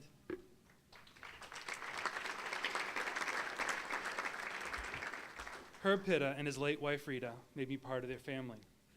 During the struggles in school, through the good times and bad, when things had fallen apart, I could always rely on Herb and Rita to take me into their home and take good care of me. They loved and supported me like one of their children, and for that, I'll never forget. Rita, she's here with us today, and Herb, thank you. When I was 17, Mr. Simonian had mentioned, I had worked with the American Field Service, and I was like the top salesman in oranges and grapefruits, raising tons of money to help kids. If you wanted oranges, you could always count on me. So I was sitting there one night, and they were talking about exchange programs, and Stu Weisfeld was there because his son was going away on an exchange program. Judge Geary was there because his daughter was going away. They looked at me and they said, "Where are you going, kid?" And I said, "Oh no, I just sell oranges." And they said, "Well, why? You should go away." And I said, "Well, our family really can't afford it. We can't do that." And they said, "David, you go out there, you apply, and if you get accepted, we're going to pay your way." I filed an application, and I was placed in Venice, Italy for a year. And they made good on their word. Dr. Weisfeld, Judge Geary, helped a kid who was really no one make it all the way to Italy for a year and change my life. Under any other circumstances, I never would have been able to participate in such a program. And I'll never be able to tell them how much this opportunity meant to me. As many of you know, this experience changed my life in many ways, and I'll be indebted them for this opportunity. I'm almost done, I promise. The last thing I want to talk about is growing up in a community when you feel you are different is never easy. At an early age, it was clear that my life would not end up the way I'd always envisioned it would. Like every other kid growing up in Chelmsford, you dream of owning a home in Chelmsford, getting married, having children. Finally, on March 16th, 2006, I moved back to Chelmsford with my new family. And in a way, I realized a personal dream. In August 2006, I married my longtime partner, Ramsey Johnson, and officially became stepfather to Abby, who is now 6, and Lucas, who is now 8. They have been a part of my life since they were an infant and toddler, and have made me a better person. In a way, I was apprehensive about making a move back to Chelmsford, to the town I love. I worried that many in the community may not support or understand our family, but I've been pleasantly surprised and overjoyed by the support we receive from the majority of the Chelmsford community. While it is true in general that times have changed for the better, I attribute the support of the community to the diversity, open-mindedness, and generosity of this town that I love so much. At age 36, many of my dreams have come true. I have a beautiful home. I'm married to an amazing, caring, supportive person, Ramsey, and have 2 wonderful stepchildren that love us unconditionally.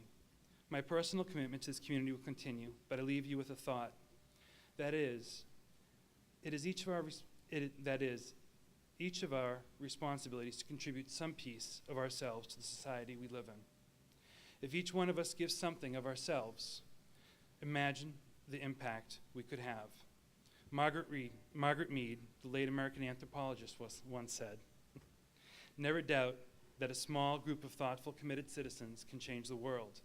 Indeed, it is the only thing that ever has." Again, I thank you for this honor and for your time.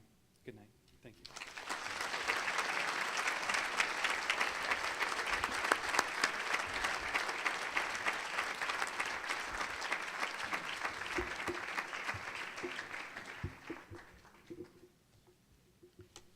Stephen Mansfield, class of 1977.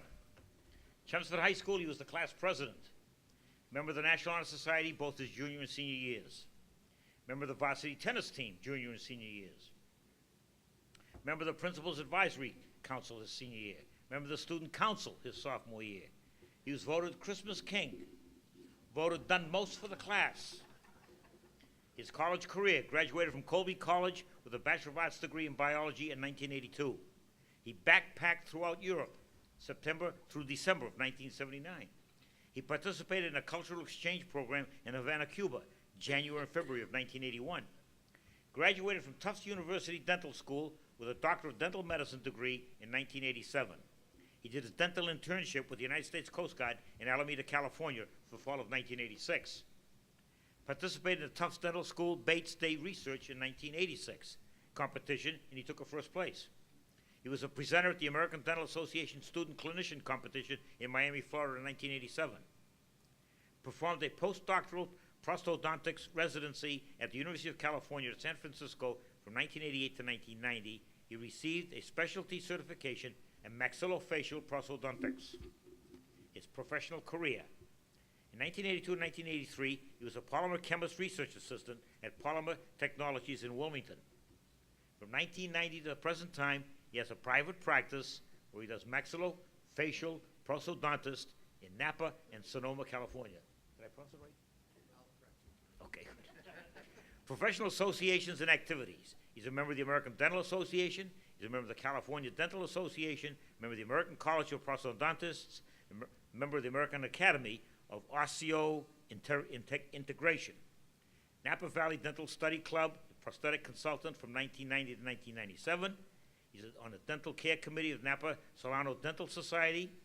He was a presenter at the 4th Annual San Francisco Implant Symposium. He's published papers involving prosthodontics, member of the editorial board of the Journal of Prosthodontics from 2003 to the present time. His civic and community involvement, Woodland Star Education Foundation, Sonoma, California, from 1992 to 2003, in fact, a founding family. American Cancer Society from 1995 to 2003. Napa Valley Repertory Theater, 2002 to 2003. Sonoma Valley Youth Soccer Association, a coach from 2000 to 2003. Save the Children Association, 1990 to 2003. Member of the Chelmsford High School Alumni Association. His family includes his mother and stepfather, Gene and Frank McCaffrey, his fiancée, Deborah Myers, 2 daughters, Zoe and Zena, stepdaughter, Katerina, and his sister, Tacy. 2 brothers, John, CHS class of 71, and Peter, CHS class of 1974. Great deal of pleasure to introduce to you Steve Mansfield, who I really drove nuts when he was president of the senior class. Steve Mansfield.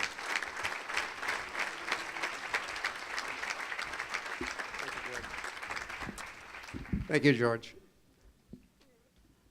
I really want to thank the Alumni Association for choosing me to participate this evening, along with these esteemed colleagues. It's a great honor, and I really want to thank you for inviting me to be here. You know, it's funny, I've been out of Chelmsford for 20 years, and I've lived in California, and yet it's been really very, very difficult for me to forget about Chelmsford High School. You know, while I was in high school, most of you probably don't know, but no one knew me as Steve Mansfield. I was Beaver Mansfield, okay? Some of you, is anybody in the room that can raise their hand and say, they know me as Beaver Mansfield? So see, there's a few. Well, this was a name that I'd had since I was very little. I think my brother John had bestowed this name upon me somewhere along the lines. But it just stuck, and I don't know, you know, it just was something that I couldn't shake. So when I left Chelmsford and marched off to Colby College in Waterville, Maine, I was hopeful to start losing that name. And I did a pretty good job up there. Most people knew me as Steve, but Beaver crept in. So then my next stop was down in Boston at Tufts Dental School, and I really was starting to shake Beaver. It was excellent.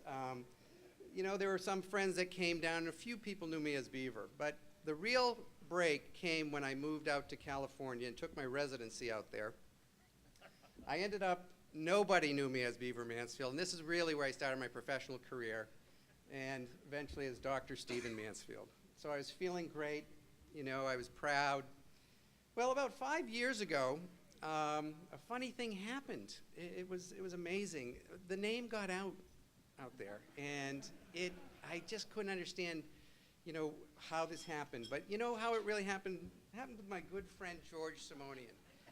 George was out there about 5 years ago on a principal's convention, and he knew that I lived up in the Napa Valley, and I had a practice up there, and he took it upon himself to come up to my office on a Monday, and he ended up, it was a day I didn't work, but my full staff is in there.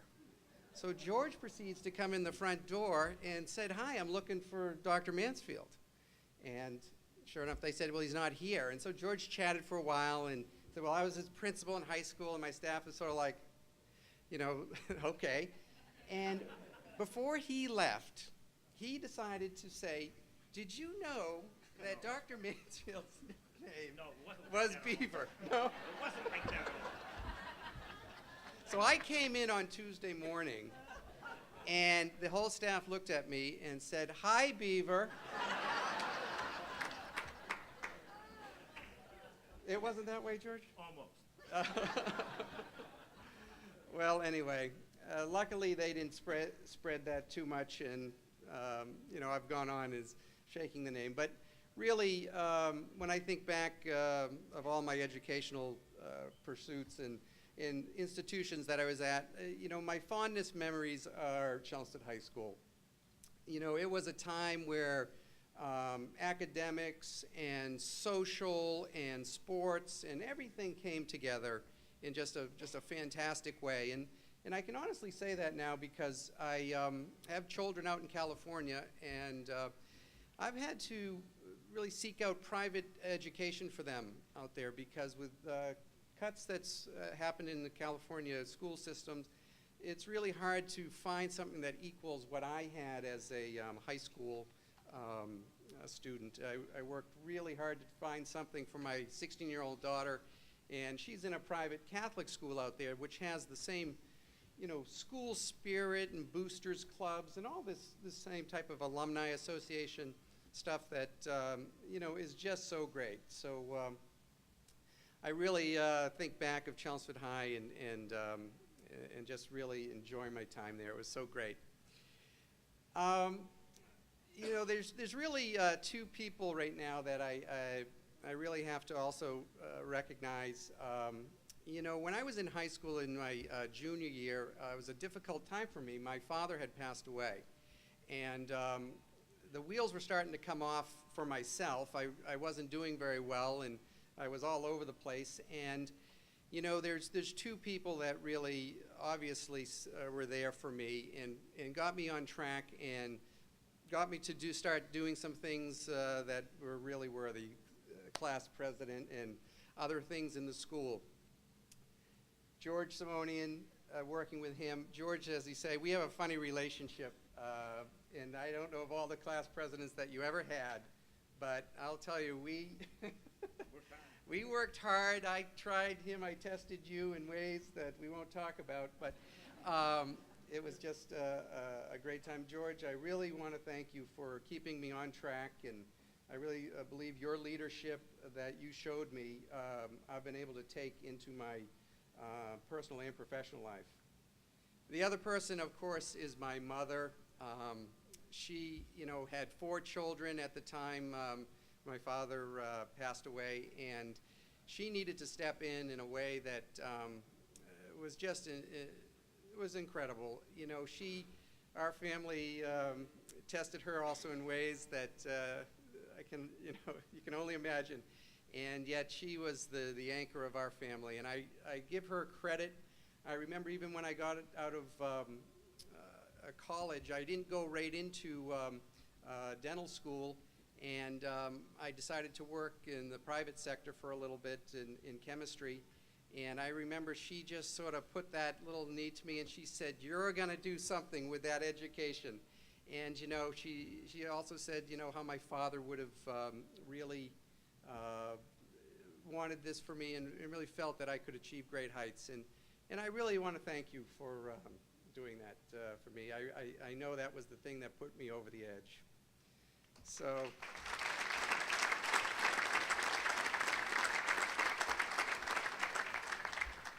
And in closing, I just want to acknowledge my fiancée, Deborah Myers, who made the long trip from California with me to support me on this. You know, these things are always difficult, as many of, you know, the inductees are up here doing. As you can see, I decided to just do a more ad-lib type little speech here. But again, thank you all. I'm just so honored for you recognizing me for this, and thank you.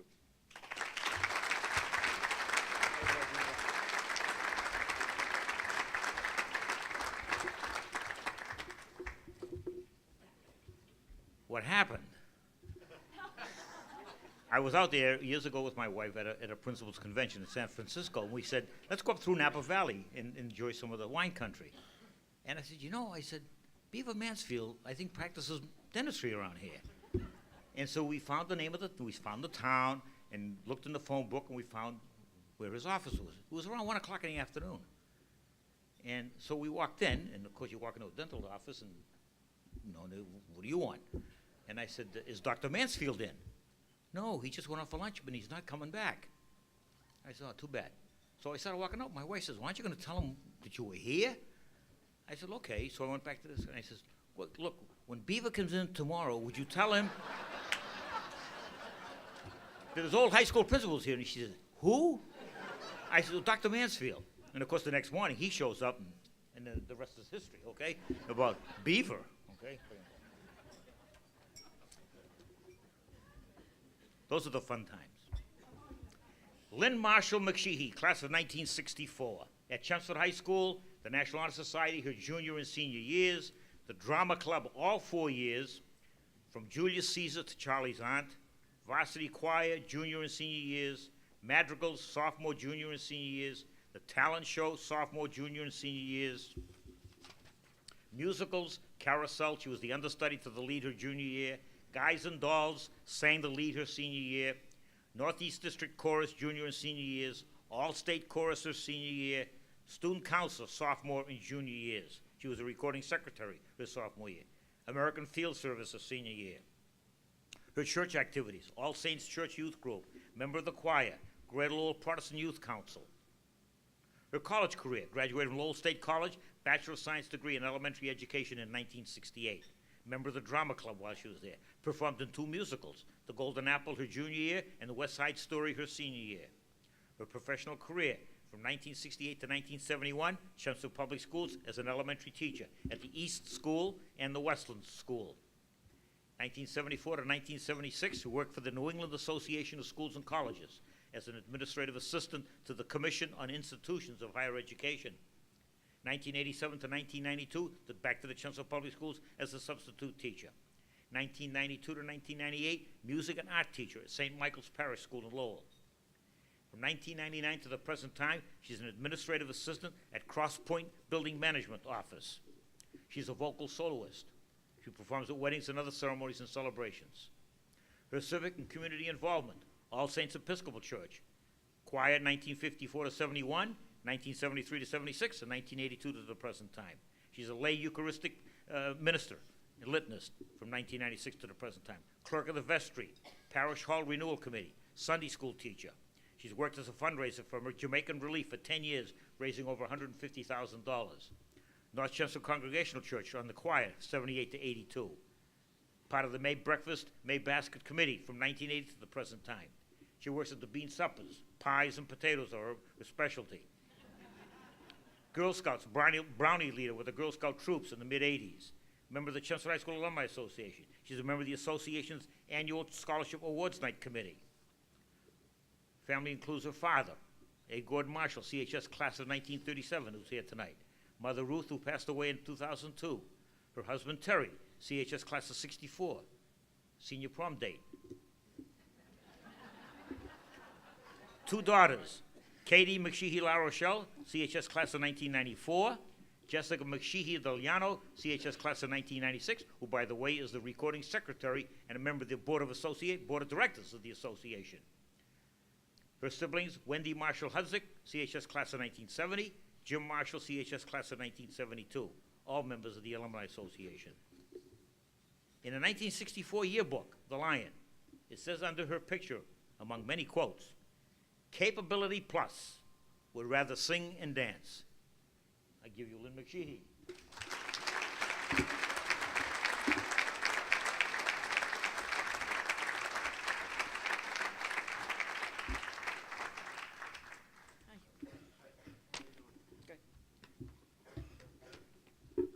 Good evening. It's written down, it's very big letters. Having attended all but one of the previous Hall of Fame ceremonies, it's really fun seeing the crowd at this event from a totally different vantage point. I'll be back in my regular seat over there next year. Please don't give it away. I'm so happy to be part of this particular group of inductees. The range of accomplishments is wide. The spirit of the Hall of Fame program continues. It dawned on me very early in the process of preparing tonight's remarks that the other inductees and I have been given the opportunity of a lifetime. Who else gets a chance to make a public statement of the gratitude they feel towards so very many people who have made their lives fuller and more satisfying than they ever could have imagined? To start, I think God did a good job when he convinced my mother's older sister, Ethel Timmons Wilder, to move from Lowell to Chelmsford to raise her family. Right, Lynne? Okay. They lived right around the corner from where my dad grew up, and my parents met as teenagers. My city girl mom knew that moving to the much more rural setting was going to work just fine. I'm grateful for the many months and years that both my parents, Ruthie and Gordon Marshall, spent working with their own hands to build a house and make a home for us. It was really an amazing team effort. My sister Wendy and my brother Jimmy were born within the 2 years after we moved into the new house. Even though she's younger, my sister has always been a role model on how to take really good care of people, and she has also given our family the gift of her very generous husband, Johnny Hudzik from Dracut, and our wonderful niece, Julie. Jim followed family tradition, such as my mother did, and he moved even farther to the country. He lives to this day in New Hampshire in a place whose peacefulness I appreciate more each year. Concerning the previous generation, my mother's sisters, Ethel Wilder and Helen Riley, by just living their lives, made it clear that it was normal that a person would take care of their extended family and give back to the community. They set a very high standard. School was a place where I was always comfortable. There were academic and extracurricular programs that gave me a chance to do my thing and feel good about the results. I'm grateful for teachers from Linda Marinell in 2nd grade to high school teachers who modeled important behaviors while teaching us the subject matter. It's finally dawned on me that the reason I tend to think in outline form is that I totally internalized the importance of the taxonomic hierarchy that Mr. Simonian so methodically imparted to us sophomore year: kingdom, phylum or division, class, order, family, genus, and species.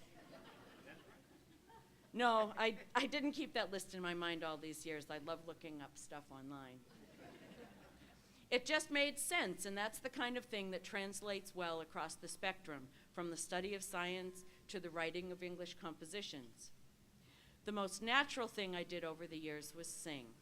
There was always a lot of music in our house. I followed in my parents' footsteps and joined the junior choir as soon as I could. My earliest choir memories are of Barbara Mackey's mother, Mrs. Kimball, and then Liz Marshall as our junior choir directors at All Saints. I'm still there in the choir loft just about every Sunday, only now it's with Liz's daughter, Maggie. Aside from the fact that Maggie has given me an amazing godson, Matt Cole, and has shared with me his sister, Leah, she's maintained a program in which so many of us have found a musical home. We laugh a lot, and we get to make beautiful music and worship at the same time. Maggie and I have also worked many times as an organist soloist team to bring our music to happy times like weddings and solemn, somber times like funerals. Being a part of a ceremony like that is another of life's amazing opportunities, and the musical background I gained at Chelmsford High contributed so much to making all that possible for me. The music department from 60 to 64 was a busy place. Don Enos directed the band, and Rodney Jennings and Mac Bessam were choral and musical directors. There was then, as I think there still is now, a family feeling about being part of the music program. There were singing groups that performed in concert, the talent shows, and then there were the musicals. The time I spent backstage and on stage contributed indelible happy memories, and more chances to do what I did and have fun doing it. I don't want to forget to mention the wonderful time we had with Miss Canaan Drama Club as well. As Mr. Simonian mentioned, my first play was Shakespeare's Julius Caesar, and my last play was Charlie's Aunt in the spring of senior year. We learned a lot, and we had such a good time. CHS was also a place for our wonderful daughters, Katie LaRochelle, 94, and Jessica Deliano, 96, to use their particular gifts. They're excellent examples of people who engaged fully in their high school lives, both in academic and extracurricular activities, and then went on to build lives that continue to be more and more interesting. We're grateful that their husbands, Derek LaRochelle, CHS 92, and Brian Deliano, who we love even though we went to Bishop Girton, are so supportive. Tonight, I want to make sure to say out loud how proud I've been to be a McSheehy all these years. I never had to work my way into Terry's family. I was overwhelmed at the welcome I got from my wonderful mother-in-law, Margaret, my late father-in-law, Alfred, known as Mickey, CHS 34, and Terry's brother, Ron, CHS 60. They always made me feel that they had been waiting for me. I'd like to thank Margaret and her beloved Henry for making the trip north to be here tonight. These McSheehys have also given me the gift of a second church family to add to the one at All Saints. The people of North Chelmsford Congregational Church welcomed me in as well and have given me so many happy memories over the years. What would life have been like without bean suppers and the Maybasket ladies? People always use the term last but not least, and I'm no different. Terry and I met in Mrs. McGlinchey's homeroom in 8th grade, and we got married 7 years to the day after Moonlit Garden, our senior prom, held in the gym. It was so hard for the athletic department to let us dance on that floor. It was still very new. We can't believe that almost 36 years have gone by, and it's actually been 48. He has been such an amazing husband and my best friend for all of this time, and I can't imagine having lived my life without him. Thank you.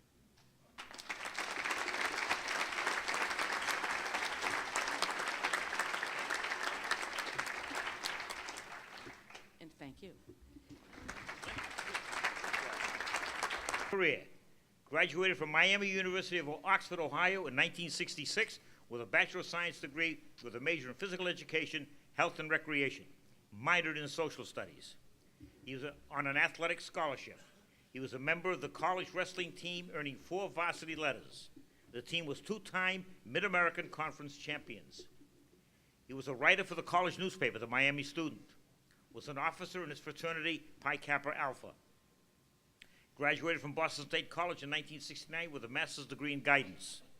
Completed advanced graduate studies at Fitchburg State College with a concentration of technology in education. In fact, he produced a taping of the final round of the 1986 New England Wrestling Tournament. His professional career, from 1966 to 1967, Greenville High School in Ohio, teacher, U.S. History and Health Education, and he was the head wrestling coach of a first-year program. 1967 to 1969, North Reading, Massachusetts Public Schools, elementary physical education teacher and the head soccer coach. 1967 to 68, Boston State College, assistant wrestling coach. 1968 to 1969, Boston University, head coach of the wrestling club team. From 1969 to 2001, Chelmsford Public Schools, a physical education teacher. From 1969 to 1981 at the Byam School, from 1981 to 1988 at Chelmsford High School. From 1988 to 2001 at the McCarthy Middle. 1969 to 1979, the head wrestling coach at Chelmsford High School. Dual meet record, 129 victories, 25 defeats, and 2 ties. State champions, 1970, 1976, and 1977. New England champions in 1970. He coached 9 individual state champions, 5 individual New England champions, and 1 All-American. And that All-American came here tonight from Colorado. That's Eddie Johnson. Eddie, would you please stand? Come on, Eddie, where are you?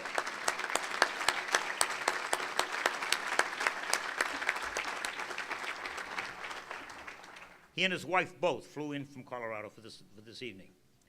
2 straight undefeated seasons, 75-76, 76-77. Massachusetts Wrestling Coaches Association Coach of the Year in 1976. Boston Globe Wrestling Coach of the Year in 1976. Member of the Massachusetts Wrestling Coaches Hall of Fame. He started the Chelmsford Youth Wrestling Program. Co-head coach, dual meet 1976, Austria versus Chelmsford Lowell. 1974-79, secretary of the Massachusetts Wrestling Coaches Association. 69-75, Chelmsford Junior High track coach, 2 undefeated seasons. 1978 to the present time, co-founder of the Byam School Dan Horgan Mini Marathon. 70-81, director of the Byam School Overnight Campout. Is the director of the McCarthy Middle School Easter Seals Shootout fundraiser. Raised $80,000 in 9 years, most in state history. 1981 to 1988, athletic director at Chelmsford High School. CHS wins 7 consecutive Division I Dalton trophies from 1982 to 1988. Active in CHS Foreign Exchange Program. Participated exchange teacher in the British Exchange Program in 1988. Directed the annual multinational Olympic volleyball tournament featuring foreign exchange students. What a great time that was. Civic and community participation, 70-75, director of the Londonderry, New Hampshire Summer Recreation Program. 76 and 77, program director, YMCA Camp Massapequa. 82-84, ward chairman, Nashua, New Hampshire. 84-86, member of the Nashua Conservation Commission. 82-86, member of the Nashua and New Hampshire Republican Committees. 94-98, member of the Massachusetts Easter Seals State Committee. From 1989 to 1999, secretary, Westminster, Massachusetts Rod and Gun Club. In 1993, he ran and completed the Boston Marathon. 1993 to the present time, he's an artistic painter and winner of several art awards. 2005 to the present time, member of the Chelmsford Historical Society. He's a member of the Horticultural Fair Committee. He's a member of the Chelmsford High School Alumni Association. His family includes his daughter Jennifer, son Keith, who passed away a year and a half ago, daughter-in-law Emily, 2 granddaughters, Avery and Emma, and 1 grandson, Jackson. I'd like to present to you the father of Chelmsford High School wrestling, Randy Whitehead.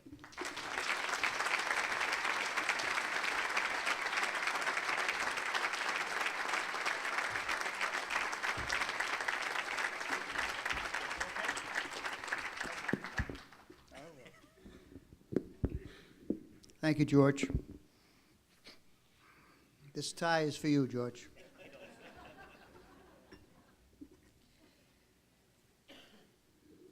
I am not the father of Chelmsford High School wrestling. Wrestling program was very well established before I arrived, but I appreciate the comments anyways.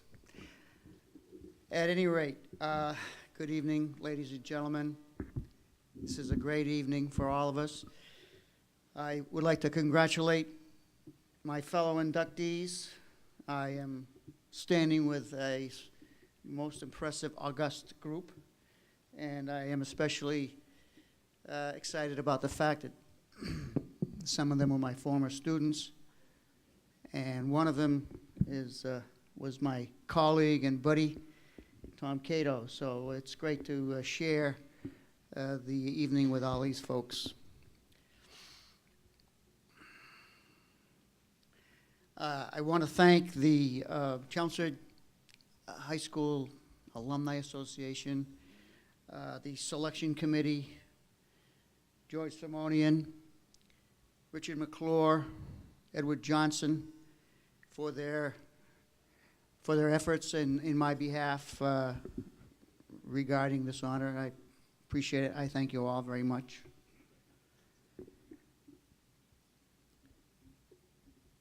I want to thank my family and friends and colleagues for being here, especially my former wrestlers. I'm so pleased to see them here.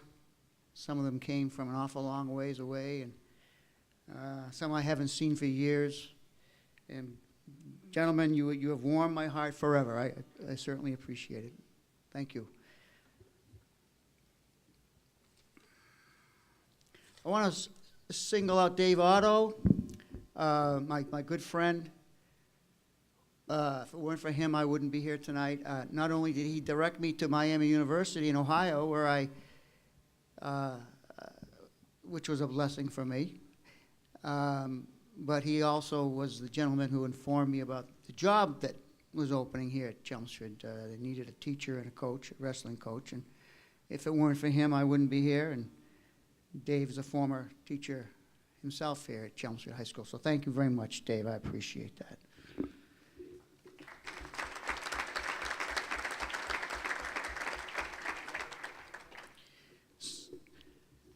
There are some people I'd like to acknowledge who were important to my career here at Chelmsford, which covered 32 years.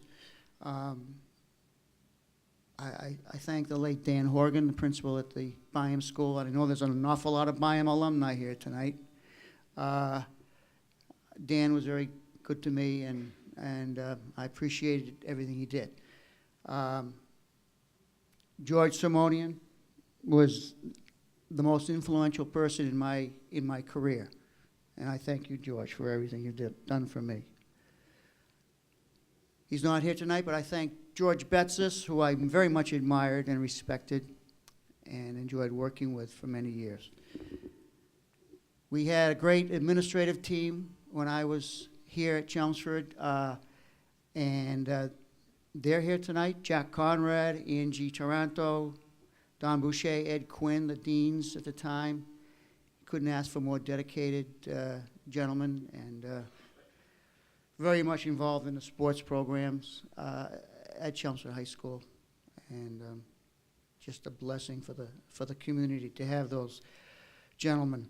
I thank Nate Tadero, my predecessor in the athletic office. Nate allowed my wrestling teams to do things we had never done before. We went to Connecticut overnight for a tournament, a Christmas tournament every year for 3 or 4 years, which I thought was a great experience for our kids. Nate also allowed us to host the state championship, which was a big deal, and we have continued to do that over the years. The Chelmsford Boosters, who I worked very closely with, especially as athletic director, they were the best in the state. I'm absolutely convinced of it.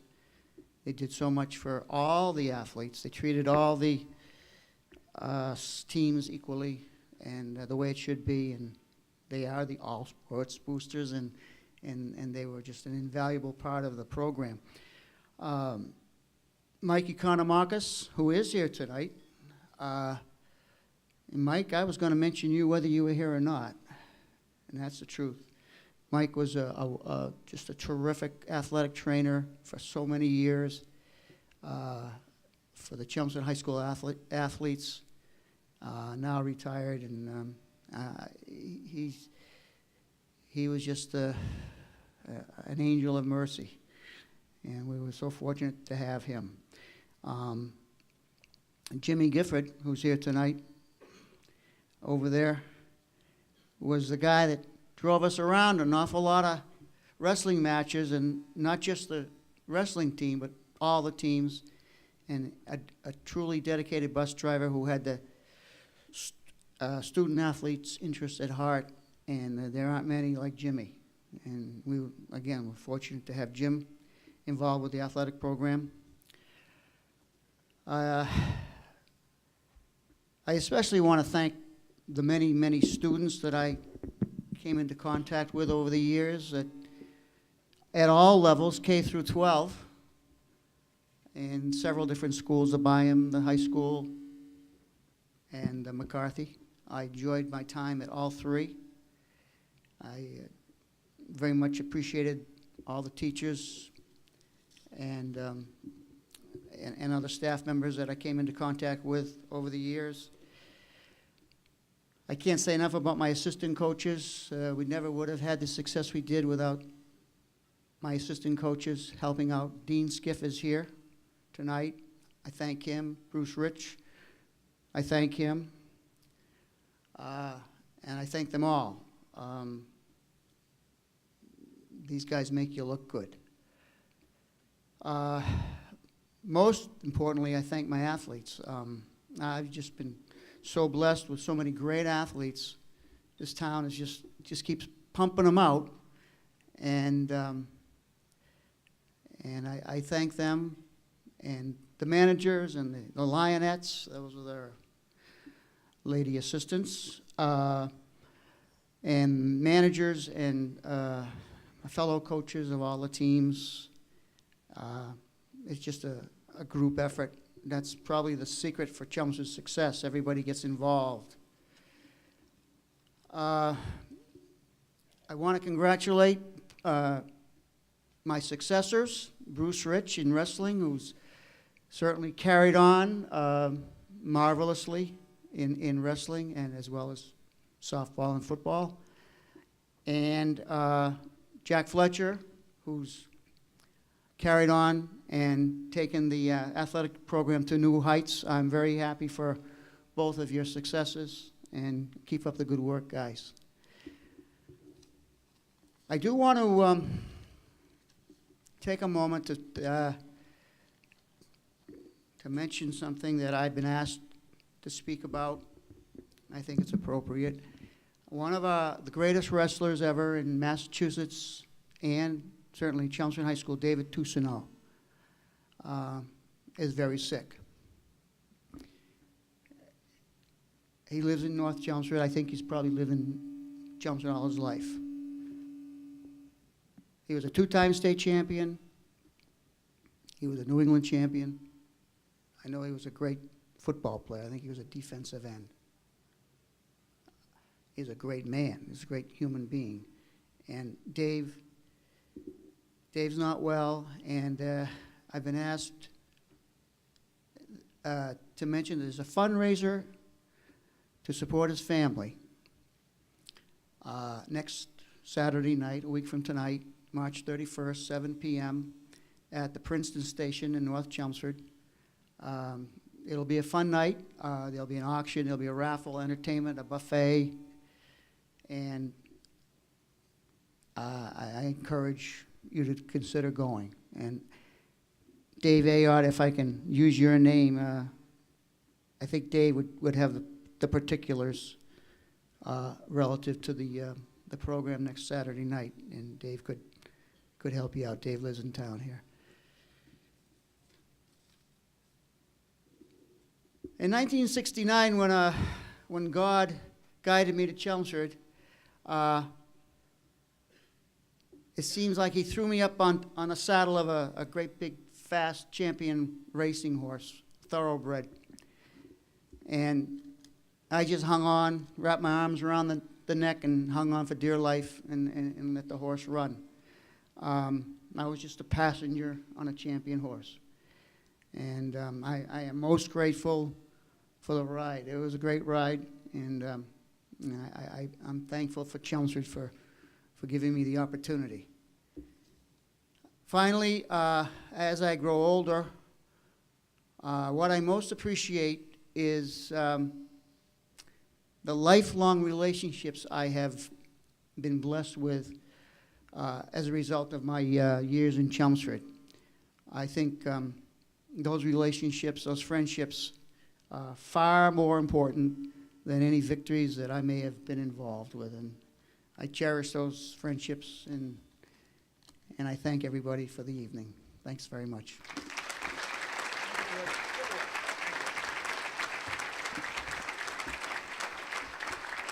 Thank you, Terry.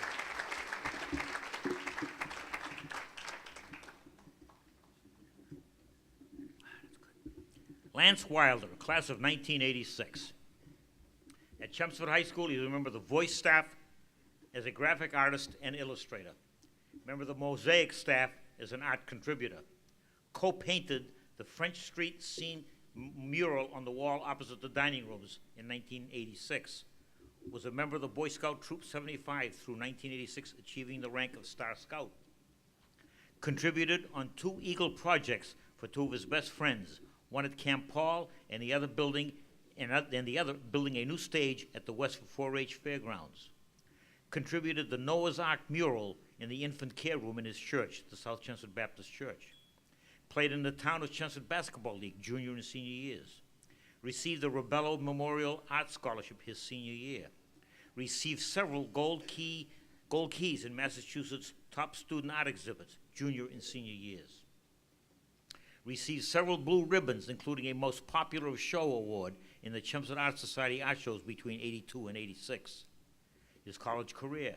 Graduated from Rhode Island School of Design with a Bachelor of Fine Arts degree in illustration in 1990.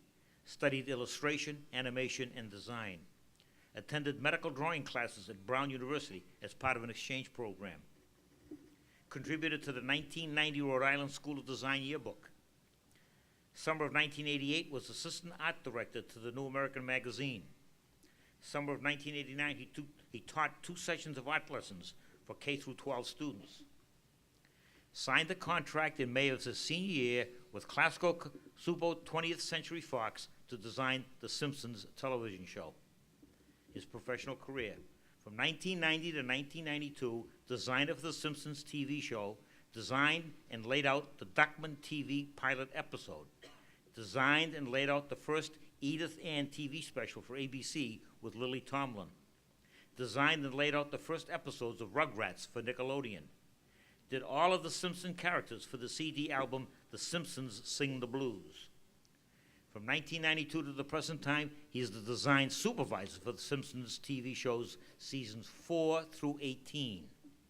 Background designer for the show King of the Hill. Background designer for the show The Critic.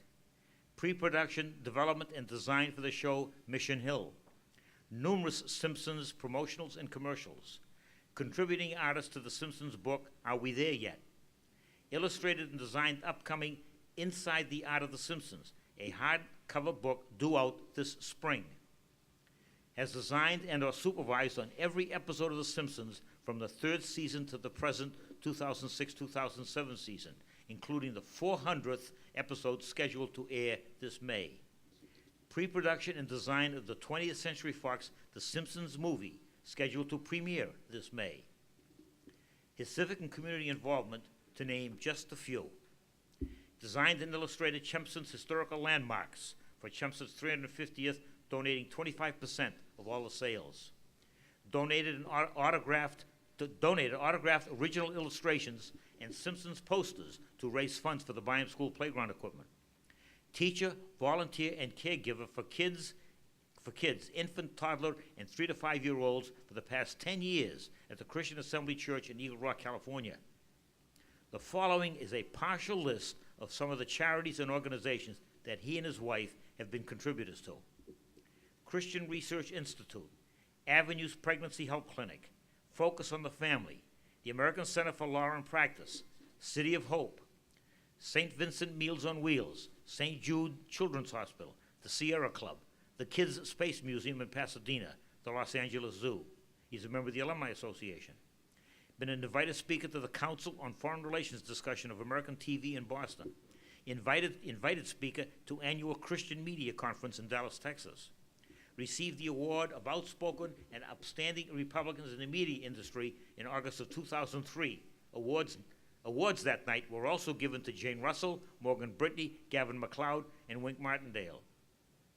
His family includes his father, John, CHS class of 1962, his mother, Bonnie, a music educator in the Chelmsford Public Schools for many years at the Center Byam and South Road Schools, his wife, Maria, 4 children, Nathan, Jessica, Jacob, and Miranda. With a great deal of pleasure, I give you the Walt Disney of Chelmsford High School, Bonnie. Lance Wilder. Lance.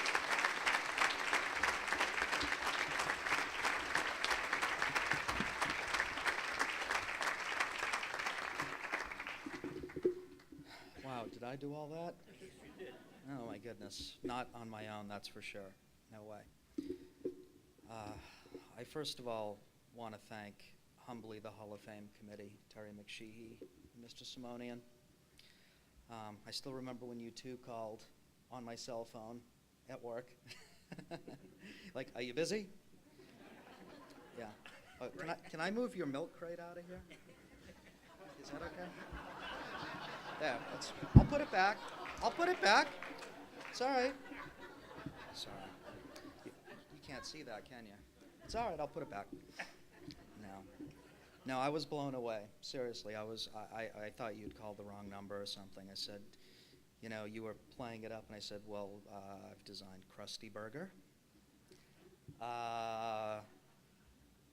You know, I kind of went blank. I'm like, there's got to be something more, a reason more than just doing that stuff. But the truth of the matter is, I'm really blown away and humbled to be up here with all my fellow inductees. And I'm just grateful to the Hall of Fame committee and everybody here just for even thinking of me and this incredible group of people.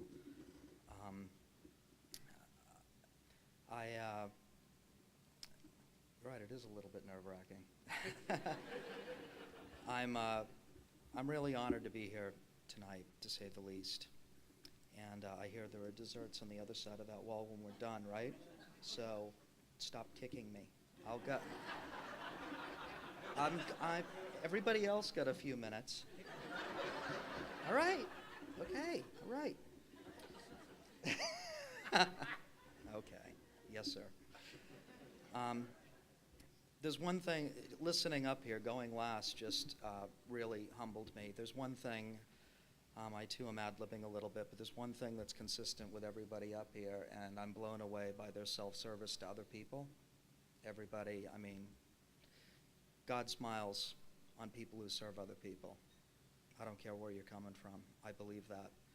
I'm blown away by what people up here have been talking about, and you're serving the people in this town and the House Committee. God smiles on things like that, and it really humbles me about the things people have listed: coaching, teaching, using their medical profession. Everybody up here is benefiting other people, not just their family, but people who are even strangers, and I'm humbled by that. I remember, you know, growing up in Chelmsford my whole life.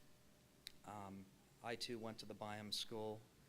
I had great teachers, and Mr. Whitehead as well through 6th grade, and I was one of the small kids, but I was, you know, you encouraged me at King of the Hill in dodgeball because you told me I was so small they shouldn't be able to hit me. And I won, you know. Yeah, those guys could wrestle, they could, yeah, but they couldn't hit me with a ball, you know. I was too crafty, I guess, I don't know. But in your own way, you encouraged me also to go into art. Just like you, Coach Caito. Again, you probably don't remember me too much, but the one thing is that growing up, even through the Byam school years, I became friends with a lot of the guys and girls who would eventually become really big and successful in sports.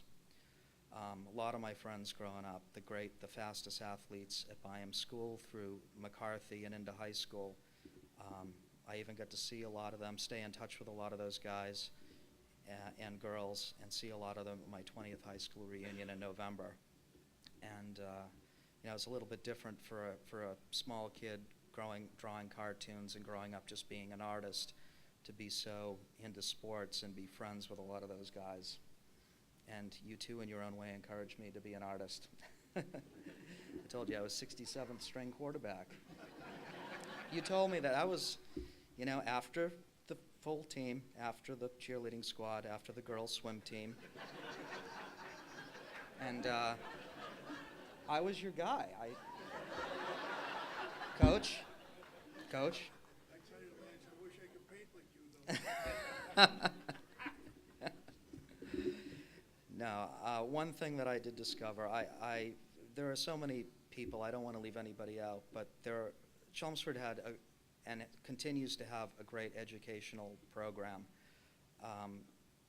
I have so many great memories that stand out from the teachers, the music programs, the art programs, the sports programs, that there's a lot of things that I learned even starting in grade school through McCarthy and Chelmsford High School. Teachers that stood out to me are sincerely my teacher, Mr. Reddy, at Byam School. Mr. Whitehead, who I truly do remember and have a lot of great memories with my friends, and pushing us. You know, you wanted to see blood, you know? I'm glad we didn't have any parental notification slips back then. You wouldn't believe what went on. But he made us better. It was great. People like Mr. McSheehy, my science teacher at McCarthy Junior High School, and important people including Mr. Doherty at CHS, my art teachers, Eric Hoover and Paula Brown, who I have to mention, really introducing college-level courses to our high school art programs. You know, a lot of people, you know, there's groups of people that don't necessarily, you know, have a bad attitude about music and art or even sports sometimes.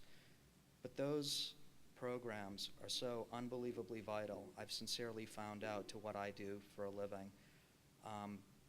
You know, as important as all the other classes are, you have to be quiet, you have to pay attention, you have to study hard, and those are important attributes. There's no doubt about it.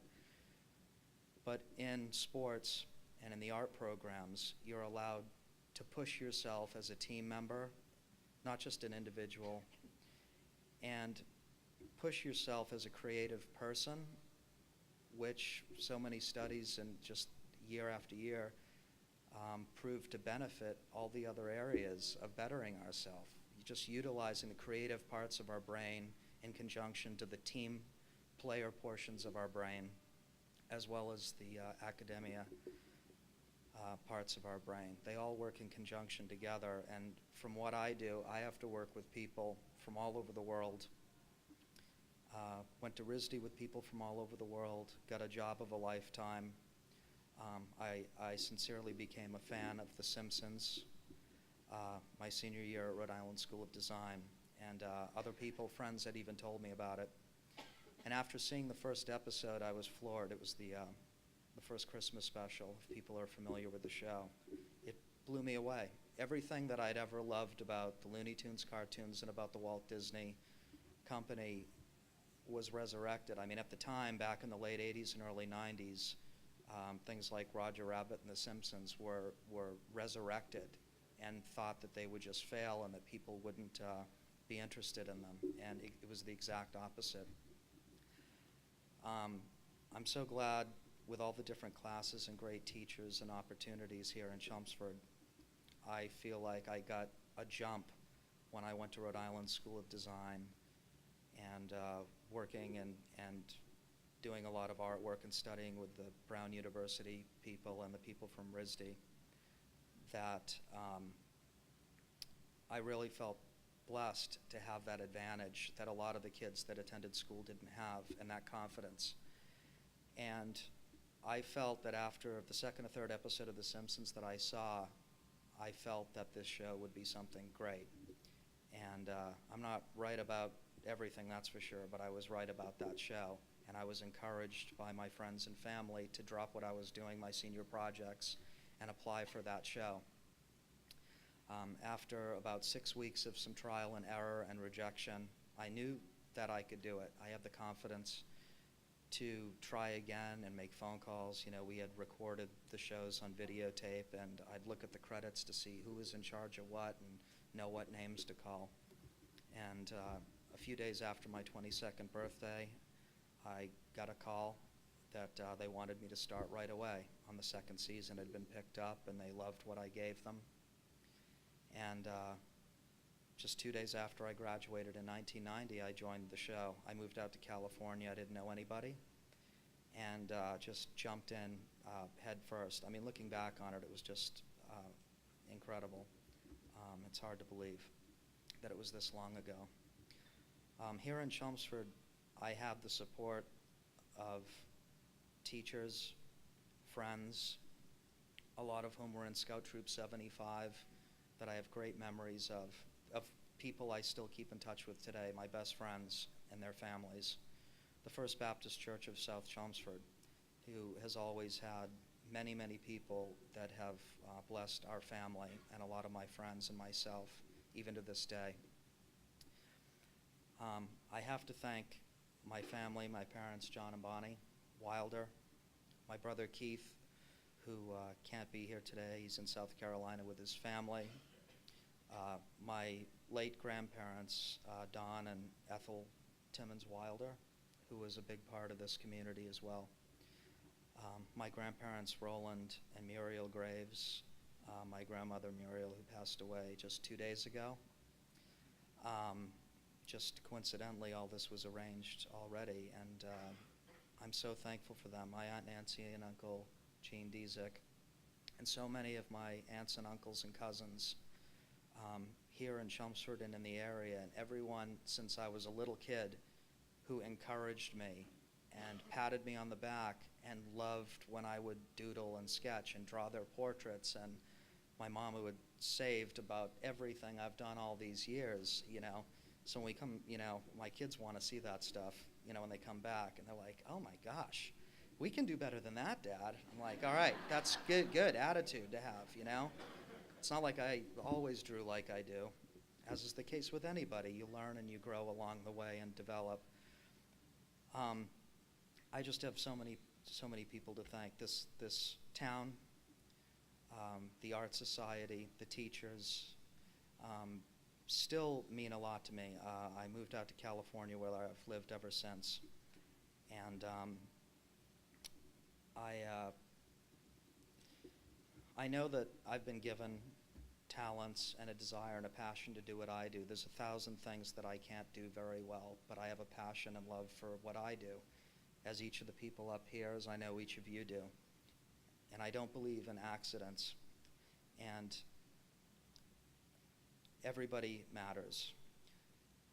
I'm just so appreciative of all the art, the writing, the music, and to me, I just feel like I've been so blessed beyond what I deserve that my wife and I promised each other, my wife Maria, that with, you know, it's kind of crazy in a way, but to take a line from Spider-Man, you know, with great power comes great responsibility.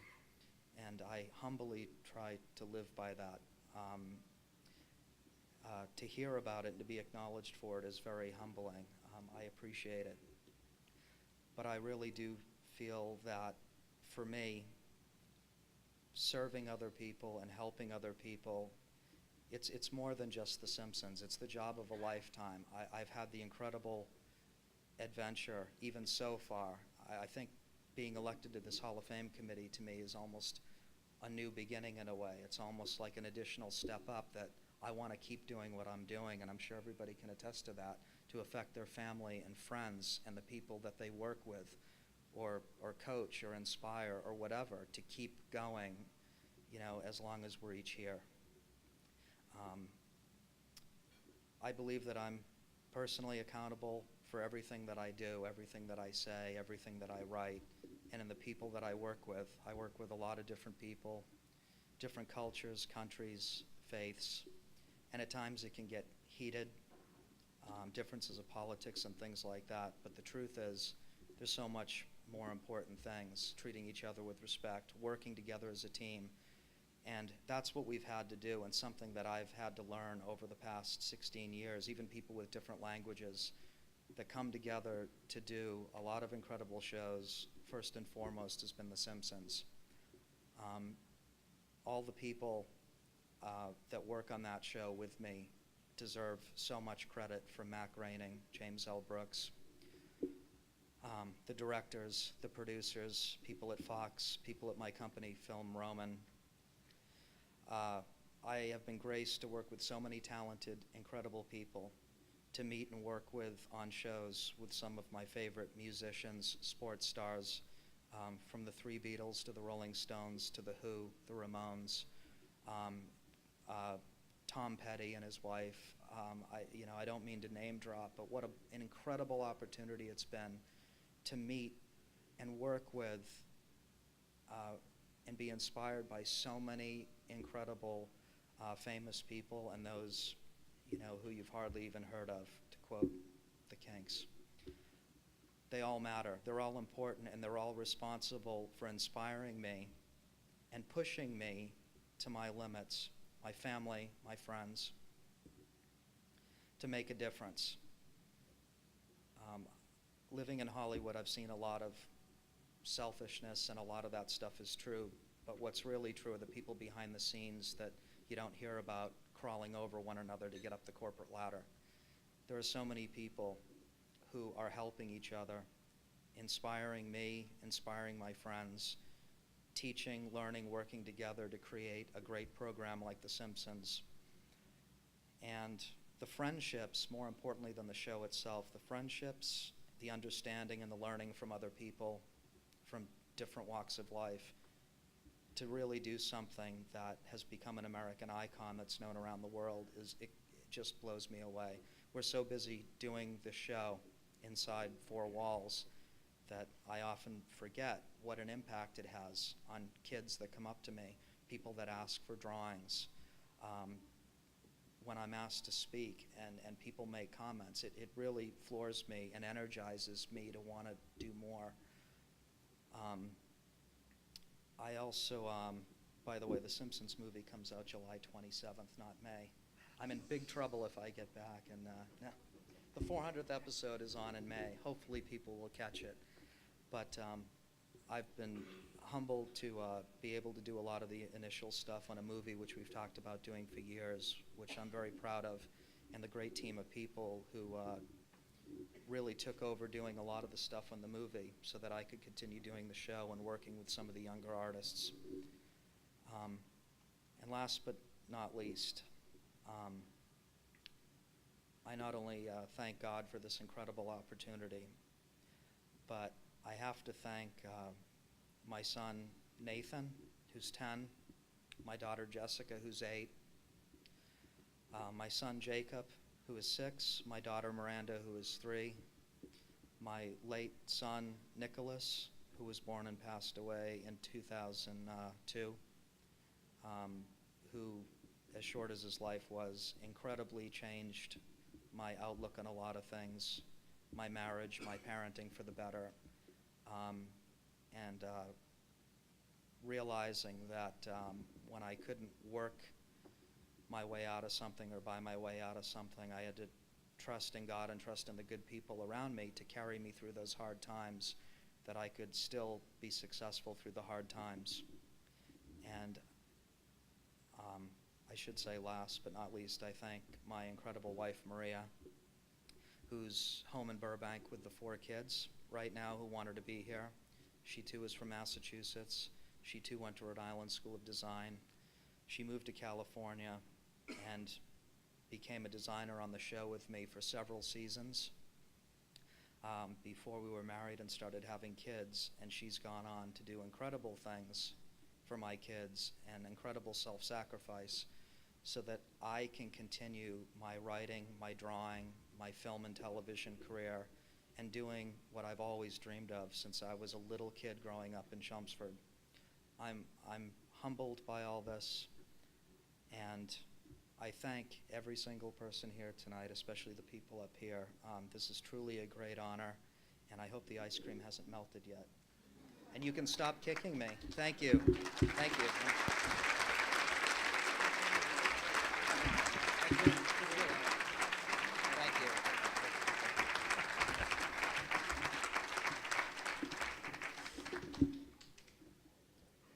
And now to close, I would like to thank a number of people who helped put this evening together. When I call your name, please stand and remain standing until I have all of you standing. And please hold your applause until they're all up. Sue Clancy, Bruce McMaster, Howie Neal, Cheryl Dumont, Bob Paraso, Judy Sawicki, Joan Wilbrenner, Mark Willett, Tom Peterson. Now for your round of applause.